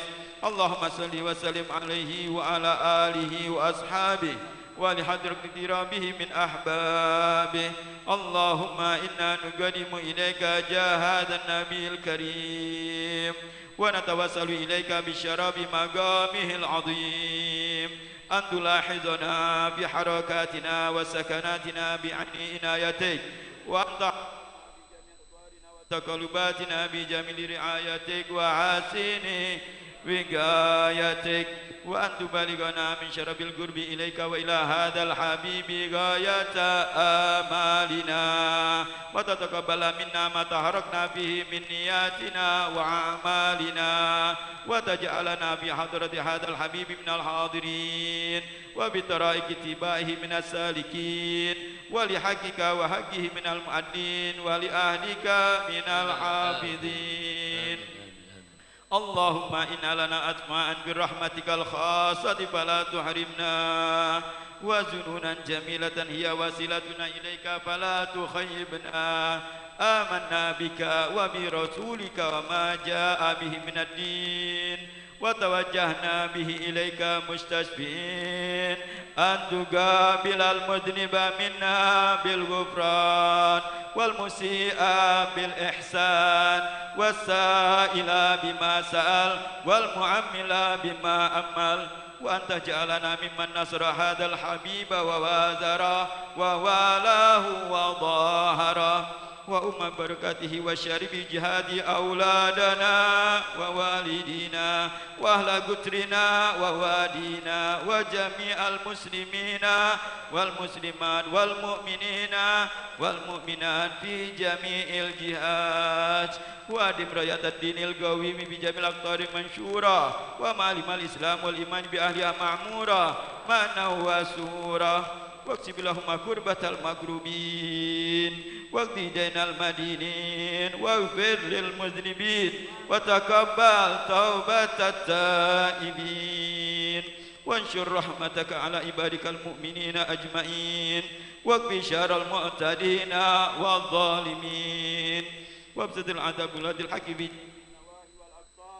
وأيدهم بتأييد من عندك ونصر على المعاندين من المنافقين والكفار واجعلنا يا ربي بالحسن الحسن من جميع البلايا واجعلنا يا ربي في الحسن الحسن من جميع البلايا واجعلنا يا ربي في الحسن الحسن من جميع البلايا وفي الحرز المكين من الذنوب والخطايا وأدمنا في العمل بطاعتك والصدق في خدمتك قائمين وإذا توفيت من المؤمنين واختم لنا منك بخير أجمعين وصل وسلم على هذا الحبيب المحبوب للأجسام والأرواح والقلوب وعلى آله وصحبه ومن إلى منسوب آخر دعوانا أن الحمد لله رب العالمين سبحان ربك رب العزة عما يصفون والسلام على المرسلين والحمد لله. بسم الله الرحمن الرحيم الحمد لله رب العالمين الرحمن الرحيم مالك يوم الدين إياك نعبد وإياك نستعين اهدنا الصراط المستقيم صراط الذين أنعمت عليهم غير المغضوب عليهم ولا الضالين آمين. بسم الله الرحمن الرحيم اللهم صل على سيدنا محمد وعلى محمد ربنا تقبل منا إنك أنت السميع العليم وتب علينا إنك أنت التواب الرحيم اللهم سبحان الله وتحياته فيها سلام والحمد لله. Pengantin boleh dibawa. Allah Allah Allah Allah Allah Allah Allah Allah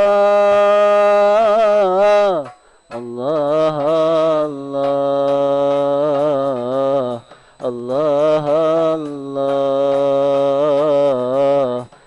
Allah Allah ya Rabbana ya Rabbana ya Rabbana ya Rabbana غيثا مغيثا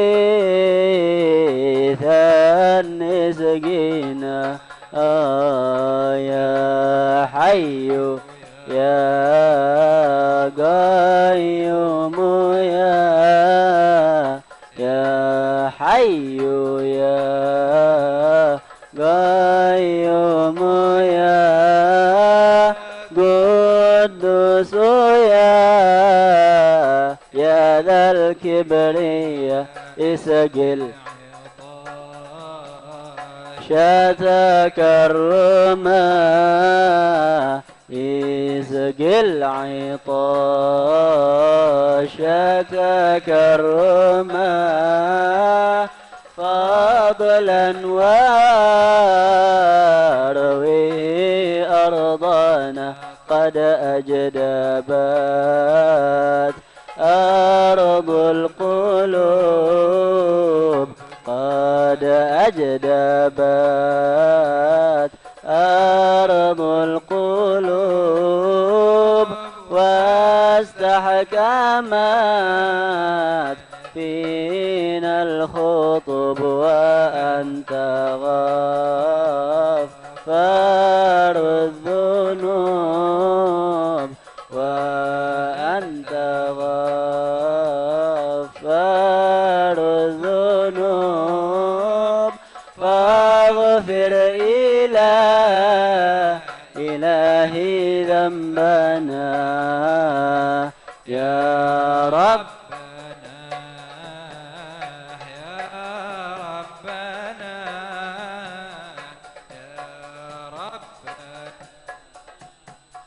يا ربنا غيثا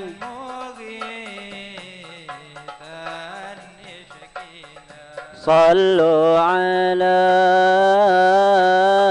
زين الوجود المصطفى طه المحبوب صلوا على زين الوجود المصطفى طه المحبوب وينال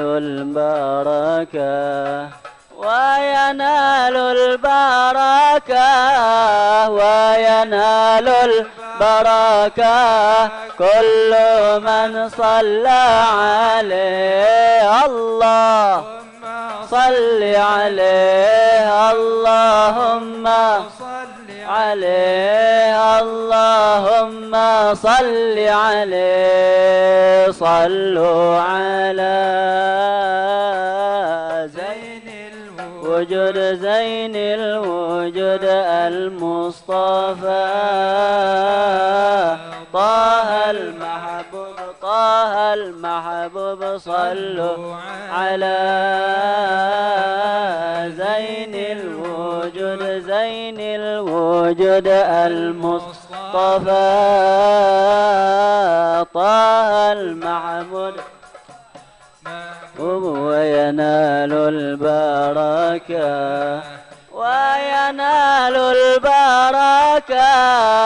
وينال البركة كل من صلى عليه اللهم صل عليه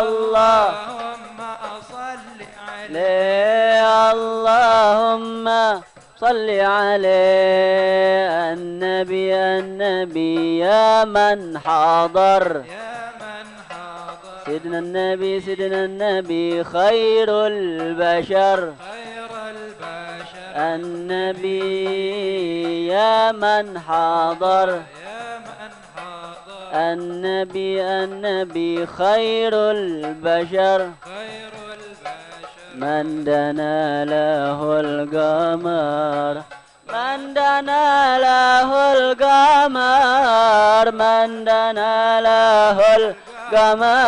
والشجر سلم عليه اللهم صل عليه اللهم صل عليه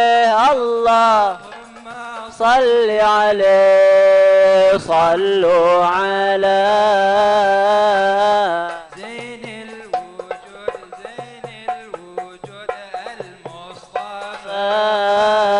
المصطفى طه المحبوب صلوا على زين الوجود المصطفى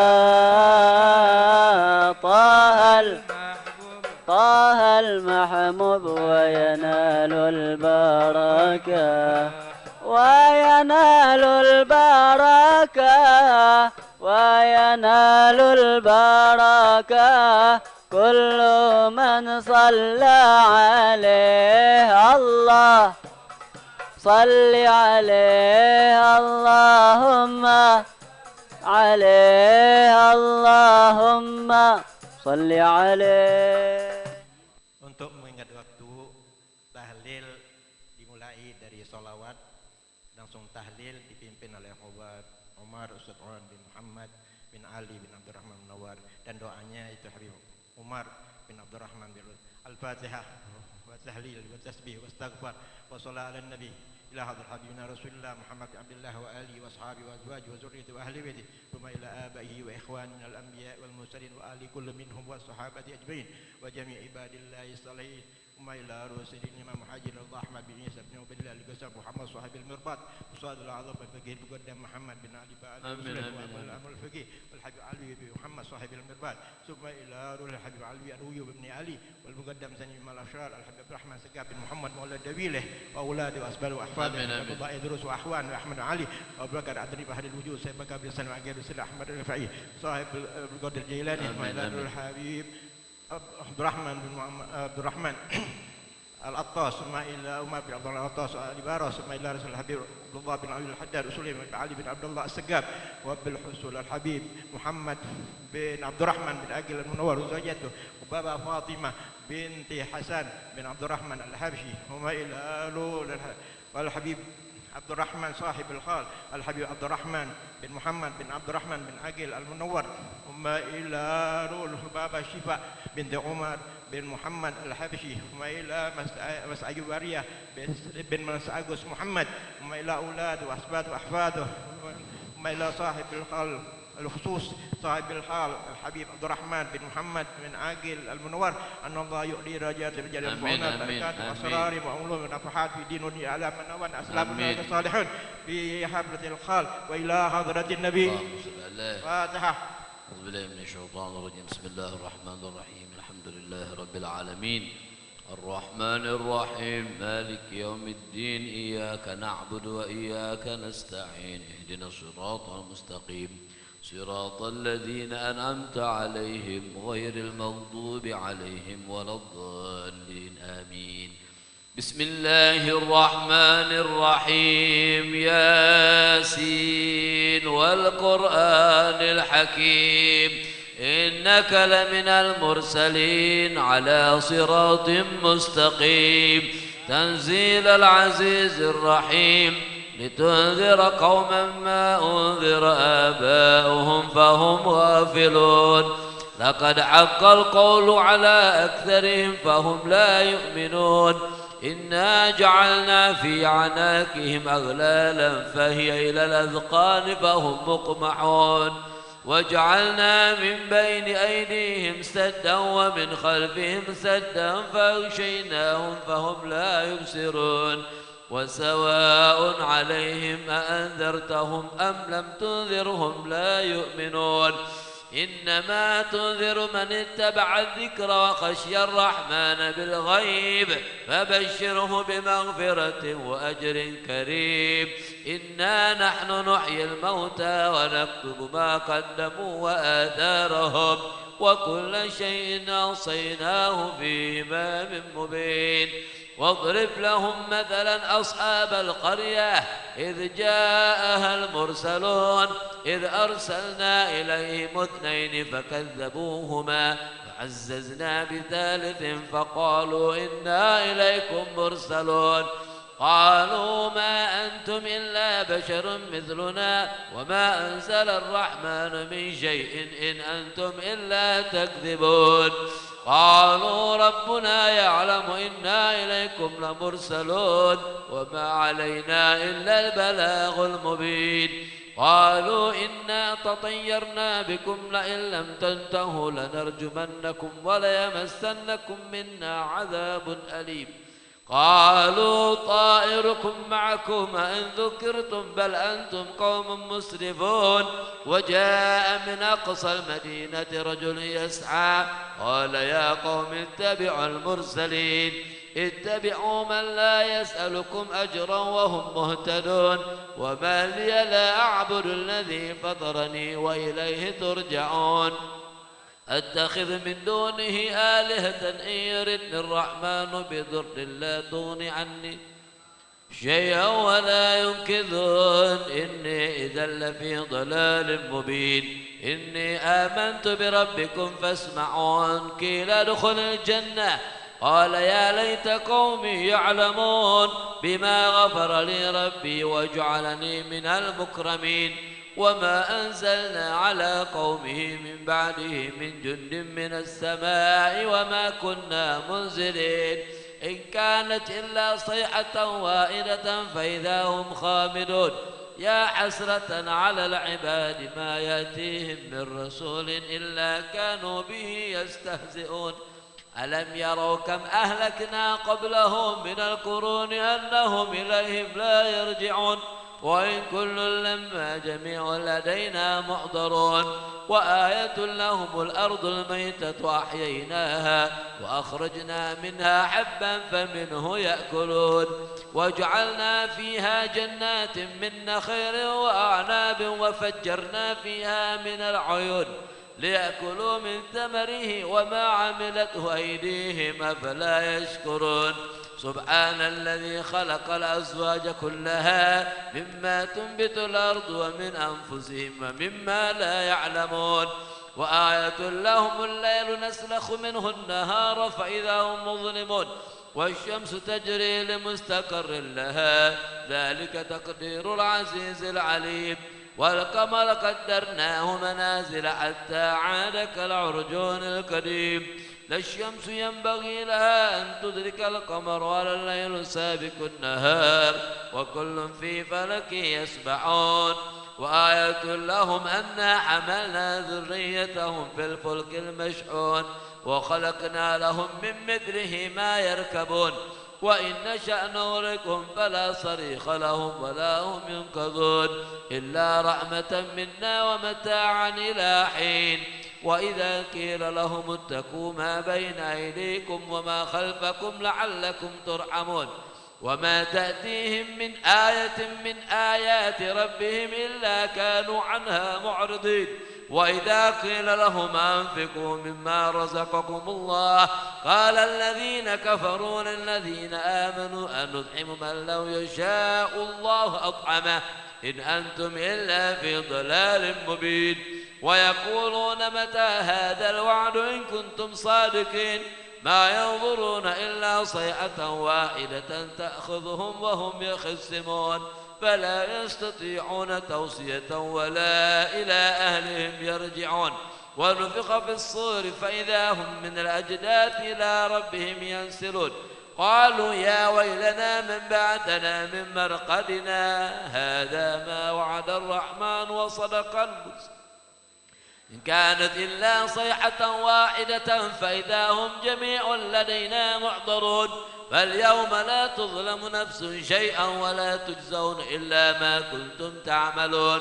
إن أصحاب الجنة اليوم في شغل فاكهون هم وأزواجهم في ظلال على الأرائك متكئون لهم فيها فاكهة ولهم ما يدعون سلام قولا من رب رحيم. وامتازوا اليوم أيها المجرمون ألم عاهد إليكم يا بني آدم ألا تعبدوا الشيطان إنه لكم عدو مبين وأن اعبدوني هذا صراط مستقيم. ولقد أضل منكم جبلا كثيرا أفلم تكونوا تعقلون. هذه جهنم التي كنتم توعدون اصلوها اليوم بما كنتم تكفرون. اليوم نختم على أفواههم وتكلمنا أيديهم وتشهد أرجلهم بما كانوا يكسبون. ولو نشاء لطمسنا على أعينهم فاستبقوا الصراط فأنى يبصرون. ولو نشاء لمسخناهم على مكانتهم فما استطاعوا مضيا ولا يرجعون.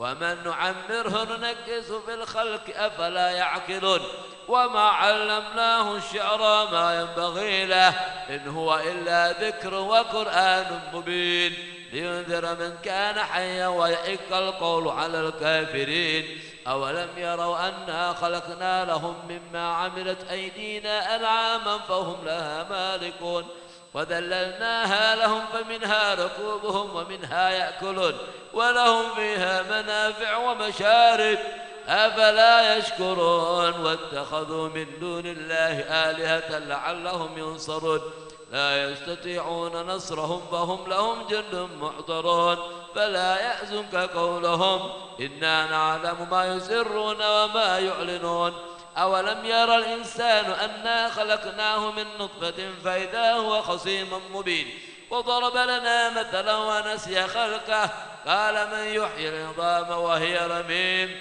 قل يحييها الذي أنشأها أول مرة وهو بكل خلق عليم الذي جعل لكم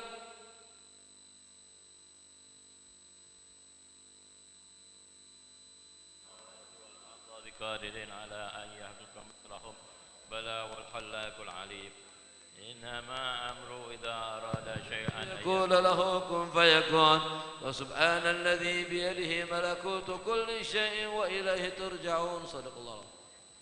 إن الله وملائكته يصلون على النبي يا أيها الذين آمنوا صلوا عليه وسلموا تسليما اللهم صل أفضل الصلاة على أسعد مخلوقاتك حبيب الله سيدنا محمد وعلى آله وصحبه وسلم عدد معلوماتك ومداد كلماتك كلما ذكرك الذاكرون وغفر عنك الغافلون الله طال الصلاة على أسعد مخلوقاتك حبيب الله سيدنا محمد وعلى آله وصحبه وسلم عدد معلوماتك ومداد كلماتك كلما ذكرك الذاكرون وغفر عنك الغافلون اللهم صل أفضل صلاة على أسعد مخلوقاتك حبيب الله سيدنا وعلى آله وصحبه وسلم معلوماتك ومداد كلماتك كلما ذكرك الذاكرون وغفر عن ذكرك الغافلون وسلم رضي الله وحسبنا الله ونعم الوكيل نعم المولى ونعم النصير ولا حول ولا قوة إلا بالله العلي العظيم نستغفر الله العظيم نستغفر الله العظيم نستغفر الله العظيم إن الله الغفور الرحيم قال رسول الله صلى الله عليه وسلم أفضل ما قلت أنا والنبينا من قبلي لا إله لا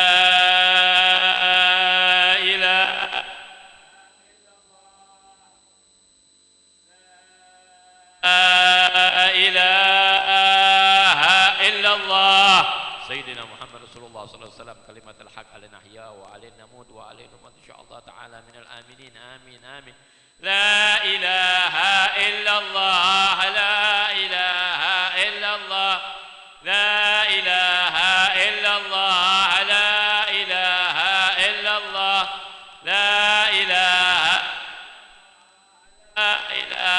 إلا الله لا إله إلا الله لا إله إلا الله لا إله إلا الله لا إله إلا الله لا إله إلا الله لا إله إلا الله لا إله إلا الله لا إله إلا الله لا إله إلا الله لا إله إلا الله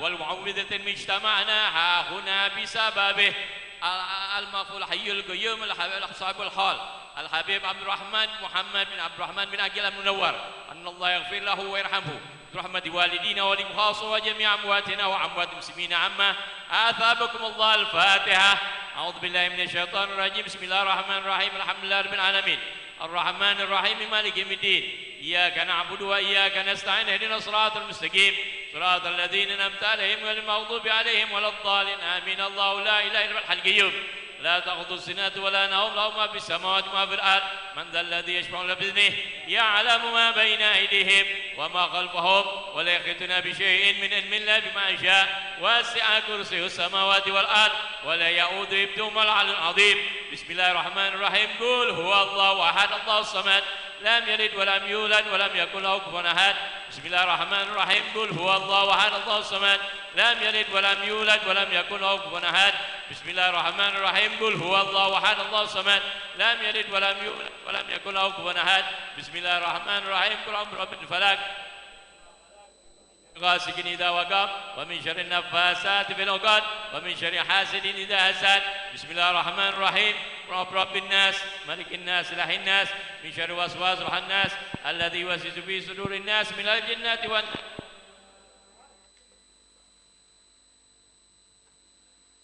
بسم الله الرحمن الرحيم. بسم الله والحمد لله ولا إله إلا الله واستغفر الله وصلى الله على رسول الله. الحمد لله رب العالمين حمدا يوافي نعمه ويكفي مزيدا.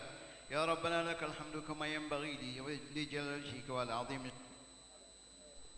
أن نحصي ثناء عليك أنت كما أثنيت عن نفسك فلك الحمد حتى ترضى ولك الحمد إذا رضيت ولك الحمد بعد الرضا. اللهم صل وسلم على سيدنا محمد في الأولين وصل وسلم على سيدنا محمد في الآخرين وصل وسلم على سيدنا محمد في كل وقت وحيد وصل وسلم على سيدنا محمد في الملأ الأعلى إلى يوم الدين وصل وسلم على سيدنا محمد حتى تتراضى من عليها وأنت خير الوارثين وصل وسلم على سيدنا محمد وعلى آله وصحبه أجمعين. اللهم اجعل واوصل وتقبل ثم قرأناه من القرآن العظيم وما هللناه من لا إله إلا الله وما سبحناه من سبحان الله بحمده وما قلنا من قولي يا الله يا الله وما استغفرنا وما صليناه على النبي سيدنا محمد صلى الله عليه وسلم بهذا المجلس مباركة واصلة ورحمة نازلة وبركة شاملة وصدقة نقدمها ونهديها ثوابها إلى حضرة حبيبنا شفيعنا رسول الله محمد بن عبد الله صلى الله عليه وآله وسلم وآله وترته وأزواجه وذريته وآل بيته أجمعين ثم إلى أرواح آبائه وإخوانه من الأنبياء والمرسلين وآل كل من جميع عباد الله الصالحين ثم إلى روح المهاجر الرحمن بن عيسى وابنه عبيد الله وسلم وفرهم وإلى الأستاذ الأعظم شيخنا الفقيه المقدم الحبيب محمد بن علي بعلوي وسلم وفرهم والمقدم الثاني الحبيب عبد الرحمن مشقاب ثم إلى أرواح جميع الأنبياء الذين مكانوا مشارق الأرض إلى مغاربها ثم إلى أرواح مدقة من هذا البيت وللحارة وهذا الجيز وذي البلاد من الأنبياء علوي العلماء والأولياء والصالحين علي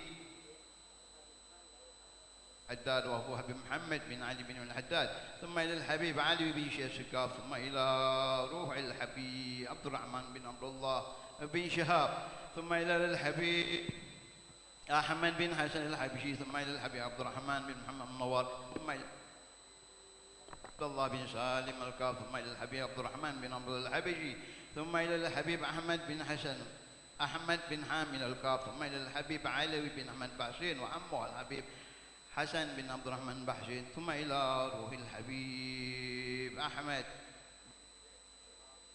عبد الله بن إدريس بن شهاب ثم إلى الحبيب عقيل بن محمد بن يحيى ثم إلى رفاقين شريف علي بن شريف علي بن شيخ أبو بكر بن سالم أن الله يغفر لهم ويرحمهم ويسكنهم الجنة برحمته وإلى كافة مشايخنا ومعلمين وأساتذتنا حببنا أن الله يغفر لهم ويرحمهم ويسكنهم الجنة برحمته ثم إلى روح لمن اجتمعنا هاهنا بسببه المرحوم برحمة القيوم الحبيب عبد الرحمن بن محمد المنور أن الله يغفر له ويرحمه ويسكنه جنة برحمته والدينا ووالديه خاصة وعامتنا وعامة المسلمين عامة أوصل اللهم ثواب ذلك منا إليه اللهم اجعله نورا يسعى ويتلألأ بين يديه اللهم اجعله فكاكا له من النار وعتقا له من النار وسترا له من النار وإجابا له من النار وبراءة لهم من العذاب اللهم اغفر لهم وارحمهم وعافهم وعافهم اللهم اغفر لهم وارحمهم وعافنا واعف عنهم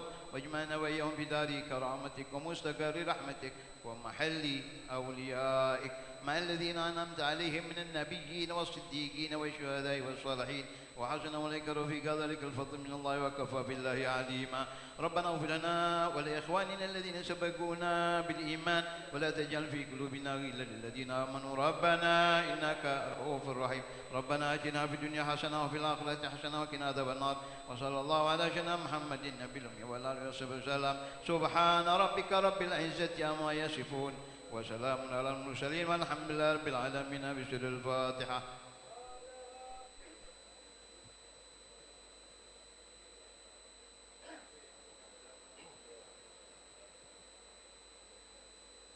Menginjak acara selanjutnya sebelum mau'idhatun hasanah yang akan disampaikan oleh Al-Habib Ustadz Muhsin bin Hasan bin Husin Baftin, terlebih dahulu akan dibacakan Manaqib Sahibul Khal yang akan disampaikan oleh Sayyid Ja'far bin Ahmad bin Muhammad bin Ali bin Abdurrahman Al-Munawwar.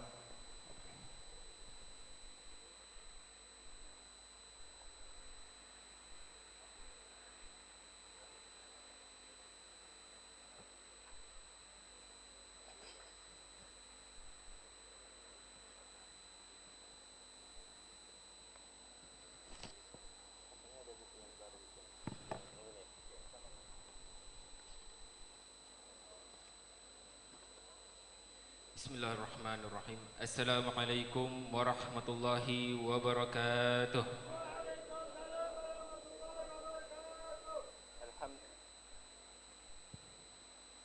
Alhamdulillahi rabbil alamin. Wassalatu wassalamu ala rasulillah Muhammadin wa ala alihi wa sahbihi ajma'in. Bismillahirrahmanirrahim. Manaqib Al-Barakah Al-Habib Abdurrahman bin Muhammad Al-Munawwar. Awal mula kabilah Al-Munawwar yang datang dari Siwon Hadramaut, Yaman ke Palembang Darussalam di abad ke-18 adalah Al-Habib Muhammad bin Abdurrahman bin Agil Al-Munawwar. Beliau didampingi saudaranya yaitu Al-Habib Ali bin Abdurrahman bin Agil Al-Munawwar. Mereka berdua tidak akan keluar dari Hadramaut kecuali sudah mempunyai perbekalan ilmu dan finansial yang cukup sehingga mereka bisa beramal dan berdakwah sebagaimana pendahulunya untuk meneruskan perjuangan kakeknya Rasulullah sallallahu alaihi wasallam. Di Palembang Darussalam, Al-Habib Muhammad mendapatkan jodohnya, menikah dengan Syarifah Hubabah Fatimah binti Hasan bin Abdurrahman Al-Habsyi yang tinggal di 12 Ulu. Kala itu bersama saudaranya Al-Habib Abdurrahman bin Hasan Al-Habsyi yang digelar Temenggung yang dapat gelar dari Kesultanan Palembang Darussalam. Habib Muhammad Al-Munawwar dikaruniai 2 orang putri, 1 orang putra. Putri pertama Hubabah Aluya. Hubabah Aluya merupakan istri dari Habib Ahmad bin Alwi As-Segaf. Putri keduanya yaitu Hubabah Nur, sedangkan suaminya Pangeran Syarif Ali bin Husin bin Syahab. Sedangkan anak ketiganya yaitu Habib Abdurrahman, mereka diasuh kedua orang tuanya, mendapatkan pengajaran bimbingan sehingga mereka tumbuh dengan baik dalam asuhan kedua orang tua mereka. Rasa sayang dan cinta mereka kepada orang tua mereka yang luar biasa sehingga mereka dipisahkan dengan kematian. Ibu mereka pulang ke rahmatullah pada tahun 1231 Hijriah atau 1817 Masehi. Setahun kemudian Habib Muhammad berpulang ke rahmatullah pada tahun 1232 Hijriah atau 1817 Masehi. Keduanya dimakamkan di pemakaman Aulia Kembang Koci, Bumbaru, 3 Ilir, Palembang. Sekelumit kisah Al-Habib Muhammad bin Abdurrahman Al-Munawwar. Adapun manaqib Al-Barakah Al-Habib Abdurrahman bin Muhammad Al-Munawwar dilahirkan di Palembang Darussalam. Tanggal dan tahun belum dapat ditentukan. Sahibul Haul dalam asuhan orang tuanya dan mendapatkan pendidikan dari ayah dan paman-pamannya, baik dari saudara ayah dan paman dari saudara ibu, juga dari ulama di masa itu. Di samping itu, beliau juga berada di lingkungan yang baik, berthariqah Alawiyyin Ahlus Sunnah wal Jamaah yang diajarkan dan dipahami datuk-datuknya salafus salih.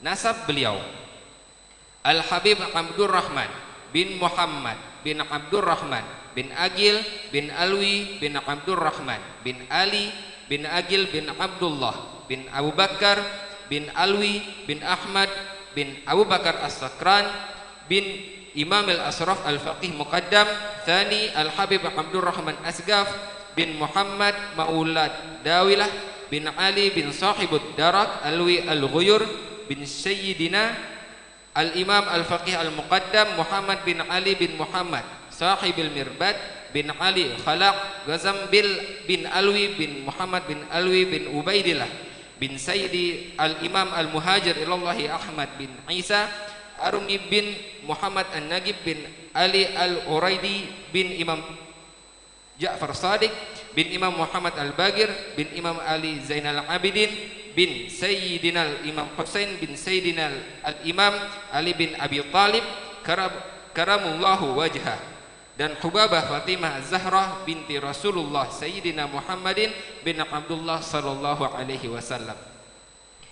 Di masa remajanya, Habib Abdurrahman sangat giat dalam bersilaturahmi dengan para ulama di masa itu untuk mendapatkan ilmu dan keberkahan. Beliau juga sangat bersemangat dalam usaha perniagaan dan pembangunan ekonomi. Tidak sedikit ruko yang beliau bangun di Pasar 16 Ilir Palembang. Beliau adalah pengusaha yang sangat sukses, sehingga memiliki kapal yang diberi nama An-Nur. Perniagaan beliau bukan hanya terbatas di Palembang saja, akan tetapi sampai ke luar negeri, mengekspor hasil bumi, diantaranya kopi, rotan, dan lain-lain. Apabila beliau ikut serta dalam pelayaran di kapalnya, tak kala pulangnya beliau singgah beberapa hari di Mentok, Bangka Barat untuk bersilaturahmi dengan habaib dan ulama di masa itu. Antara lain Habib Hamid bin Abdurrahman Asgaf, Habib Hud bin Muhammad Asgaf, dan Habib Hasim bin Husain Maulahela, dan menyempatkan menghadiri majlis taklim di masjid di kampung Tanjung Mentok. Dengan sifat rahimnya, Habib Abdurrahman Al-Munawwar membantu orang-orang dalam kesulitan dan pembangunan masjid di Mentok. Di antaranya, beliau melihat masyarakat bergotong royong untuk pembangunan masjid jami' di Mentok. Beliau tak mau ketinggalan, membantu dan mendatangkan batu marmer dari luar negeri untuk lantai masjid tersebut. Tak ketinggalan pula teman beliau, Habib Ahmad bin Syekh bin Syahab Sahibul Qubah, membantu pembangunan masjid tersebut yang selesai pada tahun 1300 Hijriah atau 1883 Masehi. Apabila sudah selesai kegiatan di Mentok, beliau meneruskan perjalanan pulangnya ke Palembang. Terlebih dahulu kapalnya diisi muatan batu karang untuk menimbun perkampungan Al-Munawwar yang dulunya disebut Kampung Temanggungan. Sementara timbunan tanah dibeli yang ada di Lurung Pulau Darat 13 Ulu Palembang melalui angkutan jalur kali atau Sungai Temenggung. Kampung tersebut diperuntukkan anak-anaknya yang sekarang masih ada sebagai tempat tinggal keluarganya. Alhamdulillah, sekarang sudah ditetapkan sebagai cagar budaya, salah satu peninggalan penyebaran agama Islam di Palembang Darussalam. Menginjak masa remaja beliau, Habib Abdurrahman untuk mengakhiri masa lajangnya melamar seorang syarifah dari keluarga ibundanya, Putri Hubabah Ruqayyah binti Syekh bin Hasan Al-Habsyi, yang bernama Hubabah Syifa binti Habib Umar bin Muhammad Al-Habsyi. Sedangkan Hubabah Ruqayyah adalah keponakan ibundanya Habib Abdurrahman Al-Munawwar yang tinggal di kampung Al-Habsyi 12 Ulu Palembang. Dikaruniai seorang putri setelah istri beliau wafat, menikah lagi dengan Mas Ayu Bariah binti Mas Agus Muhammad yang tinggal di 2 Ulu Palembang. Dari istri kedua dikaruniai 8 anak laki-laki, 8 anak diantaranya 4 laki-laki dan 4 perempuan. Putra putri dan penantu Habib Abdurrahman Al-Munawwar. Pertama, Habib Muhammad, istrinya Hubabah Maryam Al-Idrus dan Hubabah Zainab binti Syahab. Yang kedua, Al-Habib Alwi, istrinya Hubabah Syidah binti Muhammad bin Husain bil Faqih. Yang ketiga, Habib Ali, istri-istrinya antara lain Hubabah Aisyah binti Muhammad Fada'ad dari Mekah, Hubabah Nur bin Syahab, Hubabah Nur binti Syahab, Hubabah Rugaya binti Ahmad bin Hasan Al-Habsyi, Nyi Halimah dari Bogor, Halimah binti Rajainan Banten, Parmas dari Bogor. Yang keempat, Habib Hasan, istrinya Hubabah Aisyah binti Abu Bakar Al-Hadi. Putri-putri dan menantu Habib Abdurrahman Muhammad Al-Munawwar. Yang pertama, Fatimah, suami pertamanya Habib Muhammad bin Agil Al-Habsyi. Suami kedua Habib Hasan bin Alwi Al-Habsyi. Anak yang kedua Hubabah Aluya, istri dari Habib Abdullah bin Alwi Asgaf. Yang ketiga Hubabah Syifa, istri Habib Abdurrahman bin Hud Asgaf. Yang keempat Hubabah Raguan, istri Habib Alwi bin Syekh Asgaf. Hubabah Nur, istri Habib Muhammad Salim bin Abdullah Al-Munawwar Singapura.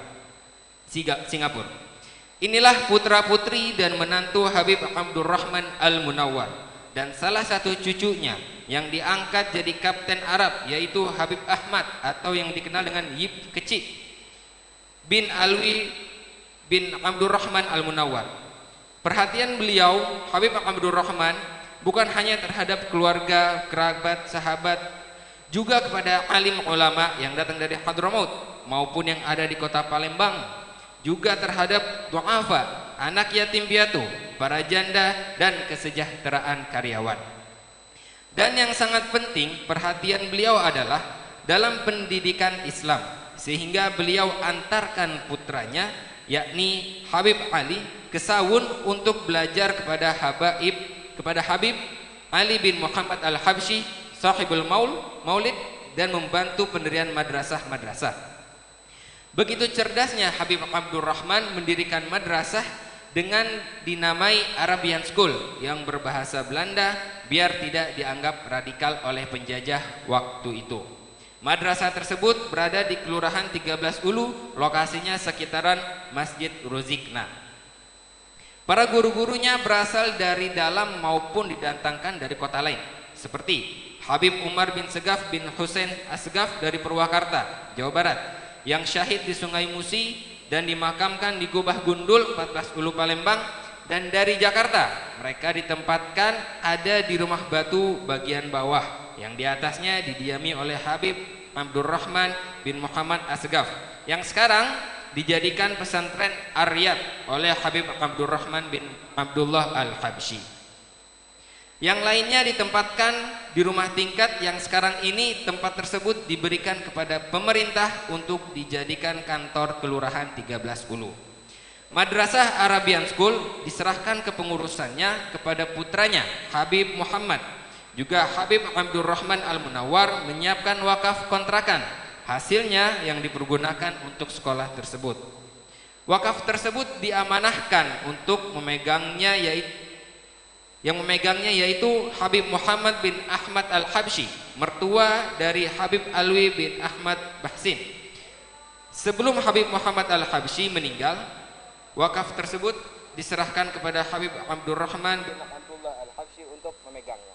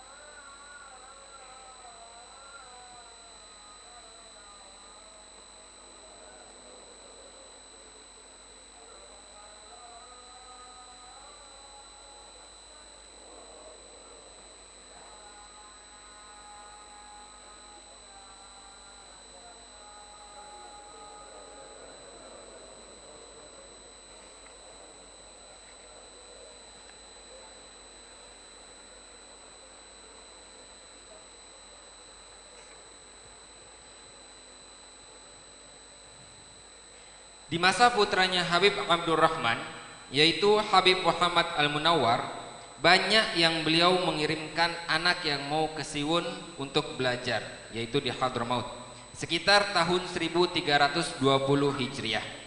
Yang beliau kirim antara lain Habib Agil bin Ali Al-Munawwar dan Habib Abdurrahman bin Abdullah Al-Habsyi. Mereka diantarkan oleh Habib Alwi bin Syekh Asgaf. Adapun sahabat-sahabat Habib Abdurrahman Al-Munawwar dari para tokoh masyarakat dan ulama kota Palembang antara lain, yang pertama Habib Ahmad bin Syekh bin Syahab yang membangun Gubah Duku. Yang kedua Habib Abdullah bin Salim Al-Kaf, pendiri Masjid Jami' Sungai Lumpur. Yang ketiga Habib Ahmad bin Muhammad Arif Jamalul Lain, ulama sekaligus pejabat khotib pada masa kepenghuluan Pangeran Nata Agama Fakhruddin bin Sultan Muhammad Rawhauddin. Yang keempat Muhammad Arif bin Ali Jamalul Lain, khotib yang diangkat oleh Sultan Mahmud Badaruddin II. Yang kelima Habib Hashim bin Husain Maula Haila. Yang keenam Habib Abdullah bin Idrus Syahab. Yang ketujuh Habib Pangeran Syarif Ali bin Abu Bakar bin Syekh Abu Bakar. Yang kedelapan Kiai Marogan Abdul Hamid bin Mahmud. Setiap yang menyayangi dan disayangi tak akan selamanya, pasti terpisahkan dengan kematian. Begitu juga yang dirasakan keluarga besar kerabat, sahabat yang merasakan kebaikan dari almarhum. Dengan mendengar berita wafatnya Al-Barakah Al-Habib Abdurrahman Al-Munawwar pada hari Selasa tanggal 27 Rajab 1310 Hijriah bertepatan tanggal 14 Februari 1898 Masehi, dan dimakamkan di Kubah 14 Ulu yang beliau siapkan untuknya dan keluarga. Istri-istri beliau pun dimakamkan di situ, yakni Hababah Syifa binti Umar Al-Habsyi dan Mas Ayubariyah binti Mas Agus Muhammad yang wafat pada tanggal 6 Rabiul Tsani 1306 Hijriah atau 1888 Masehi. Yang tidak dimakamkan di situ adalah Habib Alwi bin Abdurrahman Al-Munawwar. Beliau dimakamkan di Seramban, Malaysia. Dan Habib Ali Al-Munawwar dan Huwabah Raguan Al-Munawwar, mereka berdua dimakamkan di pemakaman keluarga Habib Alwi bin Syekh Asgaf di 16 Ulu Palembang. Alhamdulillah, kubah tersebut dan sekitarnya dijadikan pusaka peninggalan sejarah dan purbakala oleh pemerintah Sumatera Selatan, Jambi dan Bengkulu, dilindungi oleh Undang-Undang Republik Indonesia Nomor 5 Tahun 1992 sebagai cagar budaya.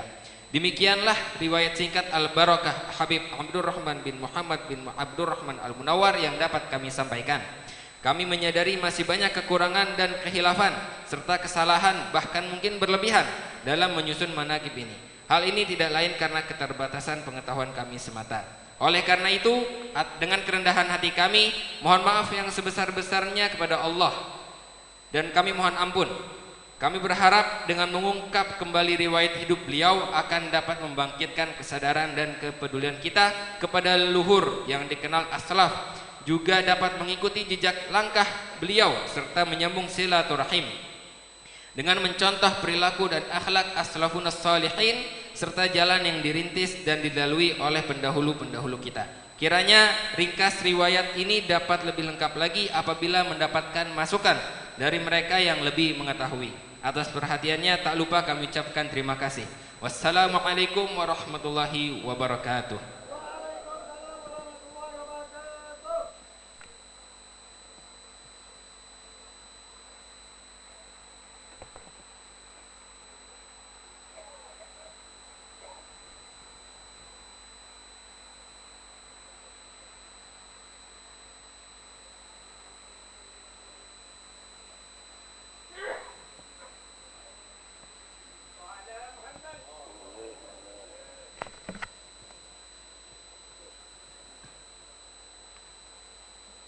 Bismillahi masyaallah.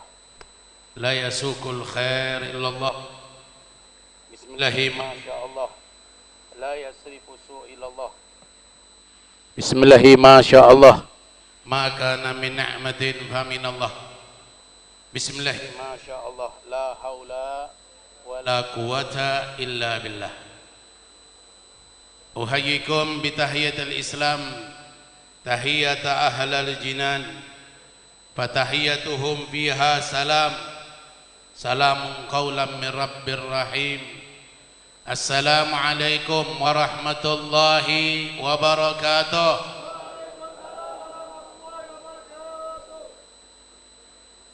Alhamdulillah, Allahumma salli wa sallim ala sayyidina Muhammadin miftah babi rahmatillah adada ma fi ilmillah salatan wa salaman daimaini bidawami mulkillah wa ala alihi wa sahbihi wa man walah.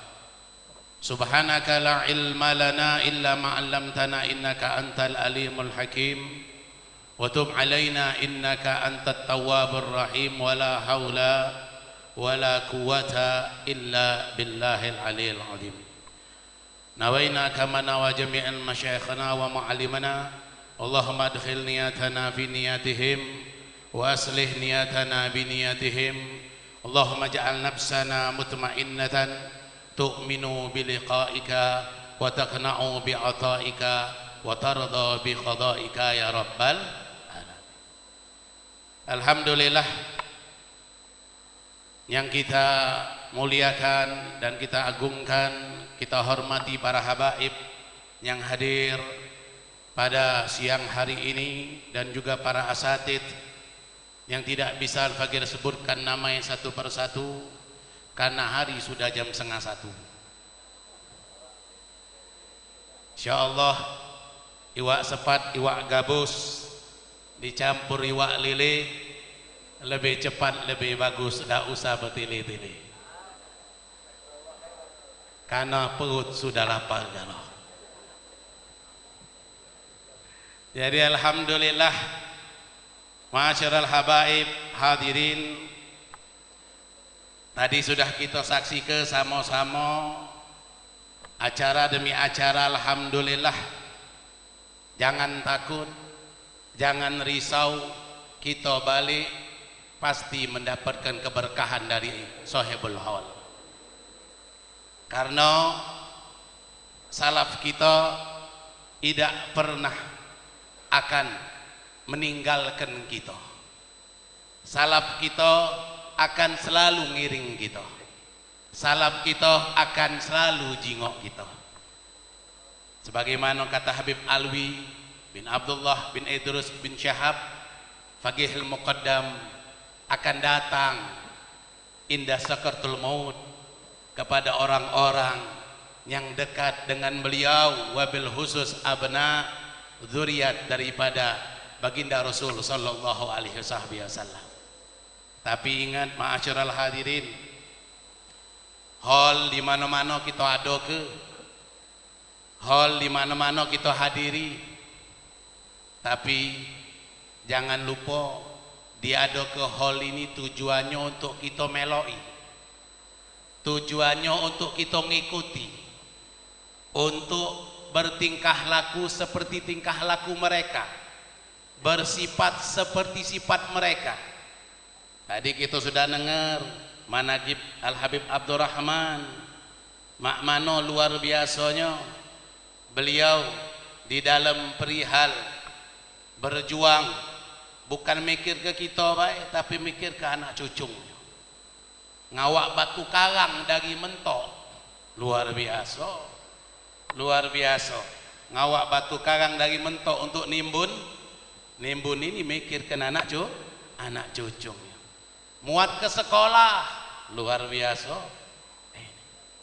Nah ini perlu untuk kita pikirkan.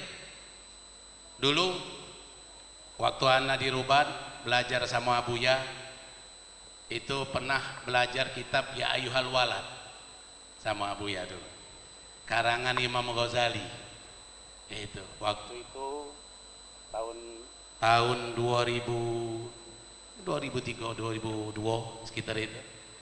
Jadi subhanallah, di situ diceritakan di kitab Ayyuhal Walad itu ada Al-Imam Shibli. Al-Imam Shibli, yang mana Imam Shibli ini beliau baca banyak hadis. Kisaran 4.000 hadis yang dibaca oleh beliau.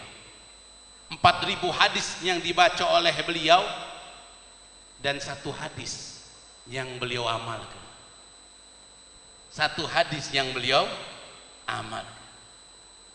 Ini hadis dari baginda Rasulullah sallallahu alaihi wasallam. Apa kata Rasulullah sallallahu alaihi wasallam?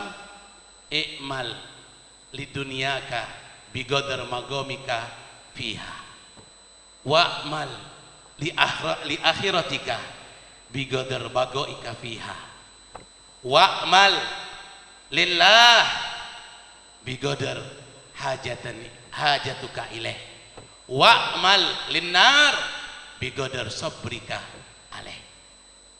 Kata baginda Rasulullah sallallahu alaihi wasallam, ini hadis yang diamalkan oleh Syekh Al-Imam Shibli, seorang ulama besar zaman salafus saleh, tahun 230-an beliau lahir.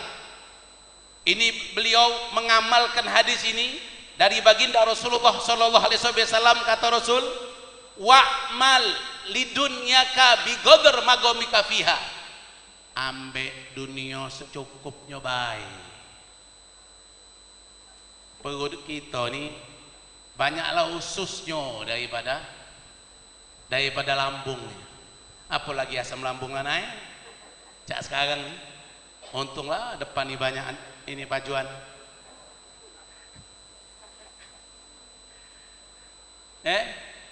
Usus kita yang banyak lambungnya kecil beda dengan kebo. Kalau kebo besar dia, rumput sedelum masih kurang dia. Nah kita sebatas perut inilah cukupnya, sebatas cukup perut inilah, tidak lebih. Jadi kalau ada uang yang berlimpah ruah hartanya, tanahnya berhektar-hektar, bekaparan baik jadi hutan, tidak katik manfaatnya, maka kita sudah berlebih-lebihan dengan dunia. Nyengok Habib Abdurrahman, nyengok Habib Alwi bin Syekh, nyengok Al-Wali Al-Imam Ahmad bin Hasan Al-Habsyi. Ini beliau meninggalkan yang bermanfaat. Wa'mal li akhiratika biqadar bagoika fiha. Beramallah untuk akhirat sesuai kadar kekekalan kita kage. Kalau di dunia al-ajal bainal ainek, kematian ini di antara kedua mata kita. Baru kemarin kawan anak meninggal, Ustaz Kamal. Masih muda. Kawan kita seletengan meninggal. Atau Ustaz Amannya, Ustaz muda-muda lagi kritis kalau Ustaz Aman masuk lagi tau.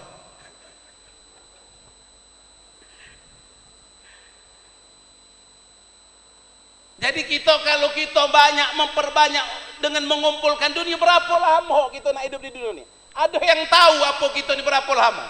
Dah kata yang tahu. Wallahu a'lam, kalau banyak pasang terpeleset laju. Jadi makanya contohlah, sahibul hal yang punya harta, contohlah Habib Umar Munawar lagi bangun pondok, contohlah, pelokilah, tanamilah di sana. Jangan kita hayang ngumpul ke, kage untuk anak cucu. Kalau anak cucu kita soleha, ini anak cucu kita ganja. Anak cucu kita ganjanya di musola. Naudzubillah min dzalik. Anak pernah nemu ganja di musola. Naudzubillah min dzalik. Berhentilah pula gawe lolo tu. awak ge ngasok pinter. Kata siapa? Imam Ali Zainal Abidin ngenjuk wasiat sama Muhammad Al-Bagir. Imam Ali Zainal Abidin ngenjuk wasiat sama Muhammad Al-Bagir. Apa kata Imam Ali Zainal Abidin? La tashab khamsah. Jangan kawani wong limo ini. Wong limo ini jangan kawani. Siapa? Wong limo ini jangan kawani. Pertama siapa? Kata Muhammad Al-Bagir, la tashab ahmak. Jangan kawani wong yang ahmak, awak bengak sok pinter tekak pula pacak nasihati wong pula. La tashab ahmak. Dak lah bengak cara bengak euy. Hadir majlis di rumah ni ada Ustaz Sukri. Dilanggar di musola tu ada Ustaz Alwi. Banyak hadir. Jangan tercogok baik duduk di tangga. Ada majlis dia duduk di tangga tercogok, pas berpus.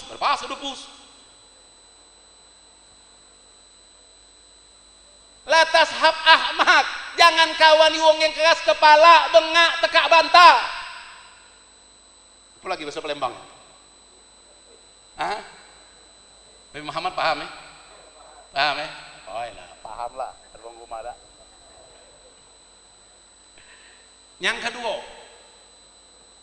Yang kedua, la tashab fasik. Jangan kawani wong yang fasik. Istimrar ala sarair wartakibul kabair. Dia sering dosa kecil santai baik, tidak berbaju pusat kemana-mana santai baik, celana pendek paha kemana-mana santai baik. Oi dosa.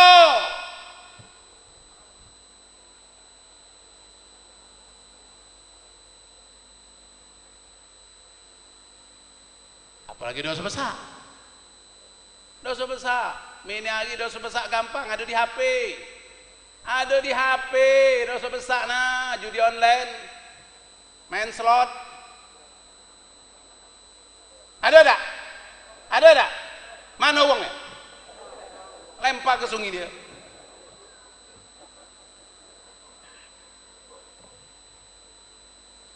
Biar ngilang ngantuk. Tak, buat lapar kalau. Lapar dapat ngasih speaking kalau. Senampan umpat isinya dikit pula. Dagingnya tinggal tulang. Ya Allah nasib.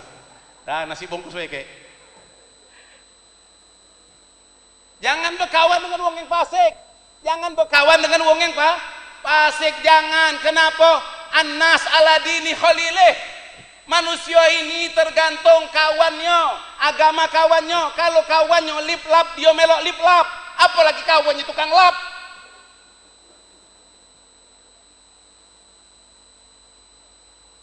Jadi jangan berkawan wong yang fasik.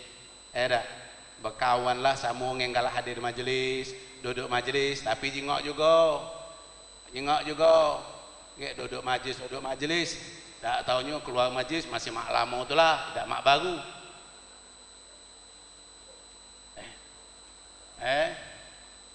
Duduk majelis, taunya cuma topeng baik. Ganja tetap jalan. Ini ngomong ke faktanya baik, usah tutup. Antaklah biar paham. Biar ngerti. Ini. Biar ngerti, jangan kita apa? Cak yoyonian. Tidak usah, mana adanya baik sudah. Karena bener-bener niat, karena usak-usaknya, masuklah penjara habis. Jangan tak bener, tak taunya. Masuk ke Jambi, masuk pengangin, nyusah ke wong. Anak galak ke Jambi, galak ke Merangin, aduh macem-macem, masya Allah. Berhentilah, jangan galak nyusah ke wong. Sana tu benar-benar cinta, jangan galak disusahi. Kaget datuk kita marah kualat gitu. Ini yang kedua, la tashab fasik. Yang ketiga, apa dia? La tashab kadhib. Jangan berkawan dengan wong yang galak bohong. Jangan berkawan dengan wong yang galak bohong. Jangan. Kenapa? Yang berbohong itu wong yang galak berbohong nular. Nular. Hati-hati jangan galak berkawan dengan yang galak bohong. Ini Rasulullah ngomong la takdzib, jangan bohong. Karena bohong ini menghilangkan dari segala iman kita. Ini yang ketiga. Kalau segala banyak yang jam nih. Yang keempat, la tashab khatir rahim. Jangan berkawan dengan orang galak mutuskan tali silaturahmi. Jangan galak berkawan wong yang galak mutuskan tali silaturahmi. Wong yang galak mutuskan tali silaturahmi ini jangan dikawani. Biarlah dia hidup dewean. Ngapo? Karena kegalaan gino galak punya musuh. Kata Rasulullah, la tarfa salatuhum fawqa ru'usihim sibra. Tidak bakal diangkat salat seseorang walaupun sekadar sejengkal. Tidak diangkat. Salat kita, sujud kita walaupun jidat kita sampai hitam, tidak bakal diangkat. Sekadar tidak diangkat. Siapa ini? Amma qauman wa hum lahu karihun. Yang pertama, seorang imam yang mana dia jadi imam, makmumnya ngutuk galau. Dia lagi pula jadi imam, nah kacau ini dah. Ya walau bacaan ndak bener ya. Bacaan ndak bener, dah. Bacaan ndak bener, gawe ndak bener, jadi imam pula nah kacau. Nah, ini salat dia ndak diterima oleh Allah. Yang kedua siapa? Wamra'atun batat wa zawjuha 'alaiha sahid. Perempuan yang tidur nyenyak, lakinya mengutuk. Perempuan yang tidur nyenyak, lakinya marah. Oh, ya tahu malam Jumat kawan itu tidur pula dia. Hati-hati pengantin, ini ada betina dengar kan? Ada betina dengar kan? Betina dengar lah oi. Tidak diterima solat kamu kalau kamu galak membuat laki kamu murka. Yang kedua. Yang ketiga, wa akhwan mutasarima. Wong yang galak bermusuh-musuh, wong yang galak bermusuh-musuhan. Wong yang galak bermusuh-musuhan, hati-hati. Yang galak bermusuh-musuhan hati-hati, apalagi gagal waris. Oi, Habib tinggal ke bukan untuk bermusuhan, oi. Habib tinggal ke untuk kita akal sama-sama. Bantu, saling bantu, yang susah bantu, yang senang bantu yang susah, bukan untuk nyekut ke yang susah. Ini hati-hati, sholat kita tidak terima kalau kita galak mutuskan tali silaturahmi. Sholat kita tidak diterima kalau kita galak bermusuh-musuhan.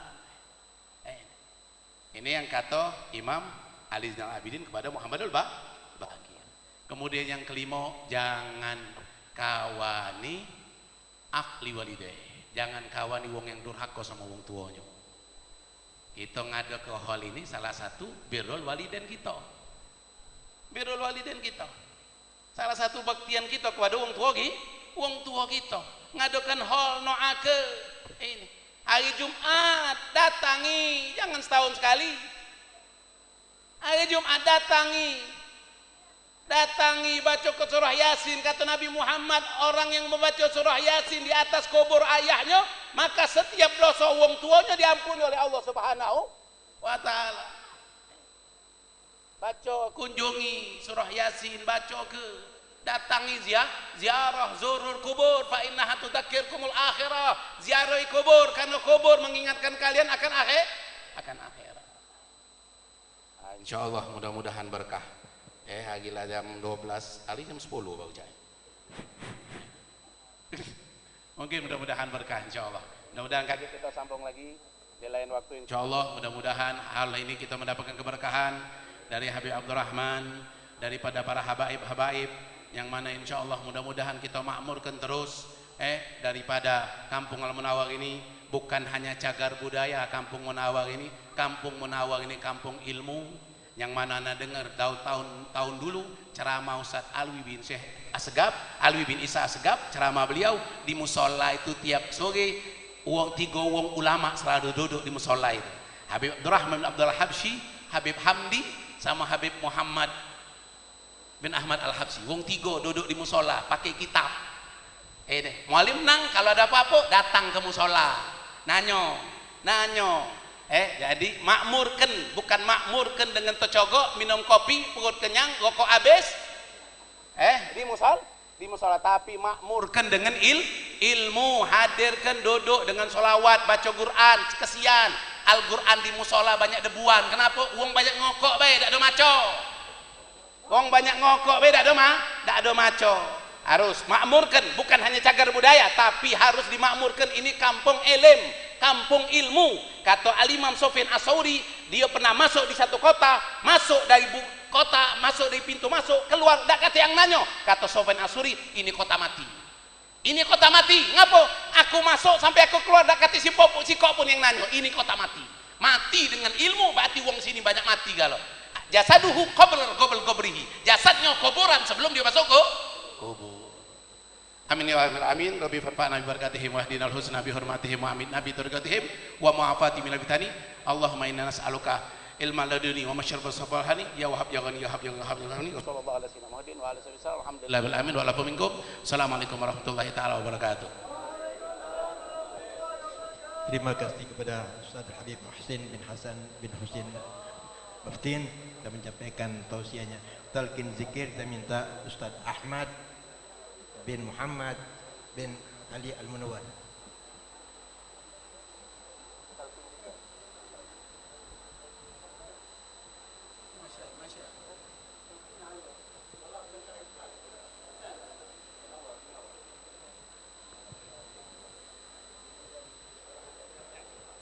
Bismillahirrahmanirrahim. Alhamdulillah wa la ilaha illallah wa astaghfirullah wa sallallahu ala rasulillah. Qala Rasulullah sallallahu alaihi wa alihi wasallam afdalu ma qultu ana wan nabiyyuna min qabli la ilaha illallah la ilaha illallah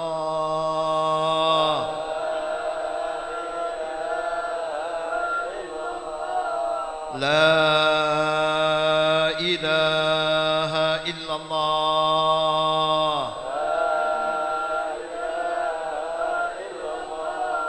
Muhammadur Rasulullah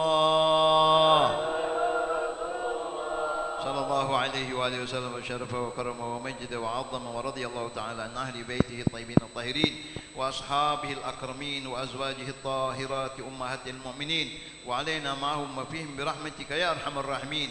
Allahumma ij'al jam'ana hadha jam'an marhuma wa tabarrugana min ba'di tabarrugan ma'suma wa la taj'alna man ma'ana wa hawalaina shaqiyan matrudan wa mahruma. Rabbana atina fid dunya hasanah wa fil akhirati hasanah wa qina adzabannar. Sallallahu alaihi wasallam Muhammadin wa alihi wasallam. Alhamdulillah bil alamin. Dengan berakhirnya acara ini maka berakhir sudah acara Khaul Al-Habib Abdurrahman bin Muhammad bin Abdurrahman Munawwar yang 135 tahun. Alhamdulillah pada tahun ini di rumah beliau Sohibul Hall yang kamarnya sebelah kanan ini. Dan mudah-mudahan atas nama keluarga dan panitia mengucapkan ribuan terima kasih. Lebih dan kurangnya mohon maaf yang sebesar-besarnya. Dan diakhiri wabillahi taufiq wal hidayah. Wassalamualaikum warahmatullahi wabarakatuh. Untuk para habaib, para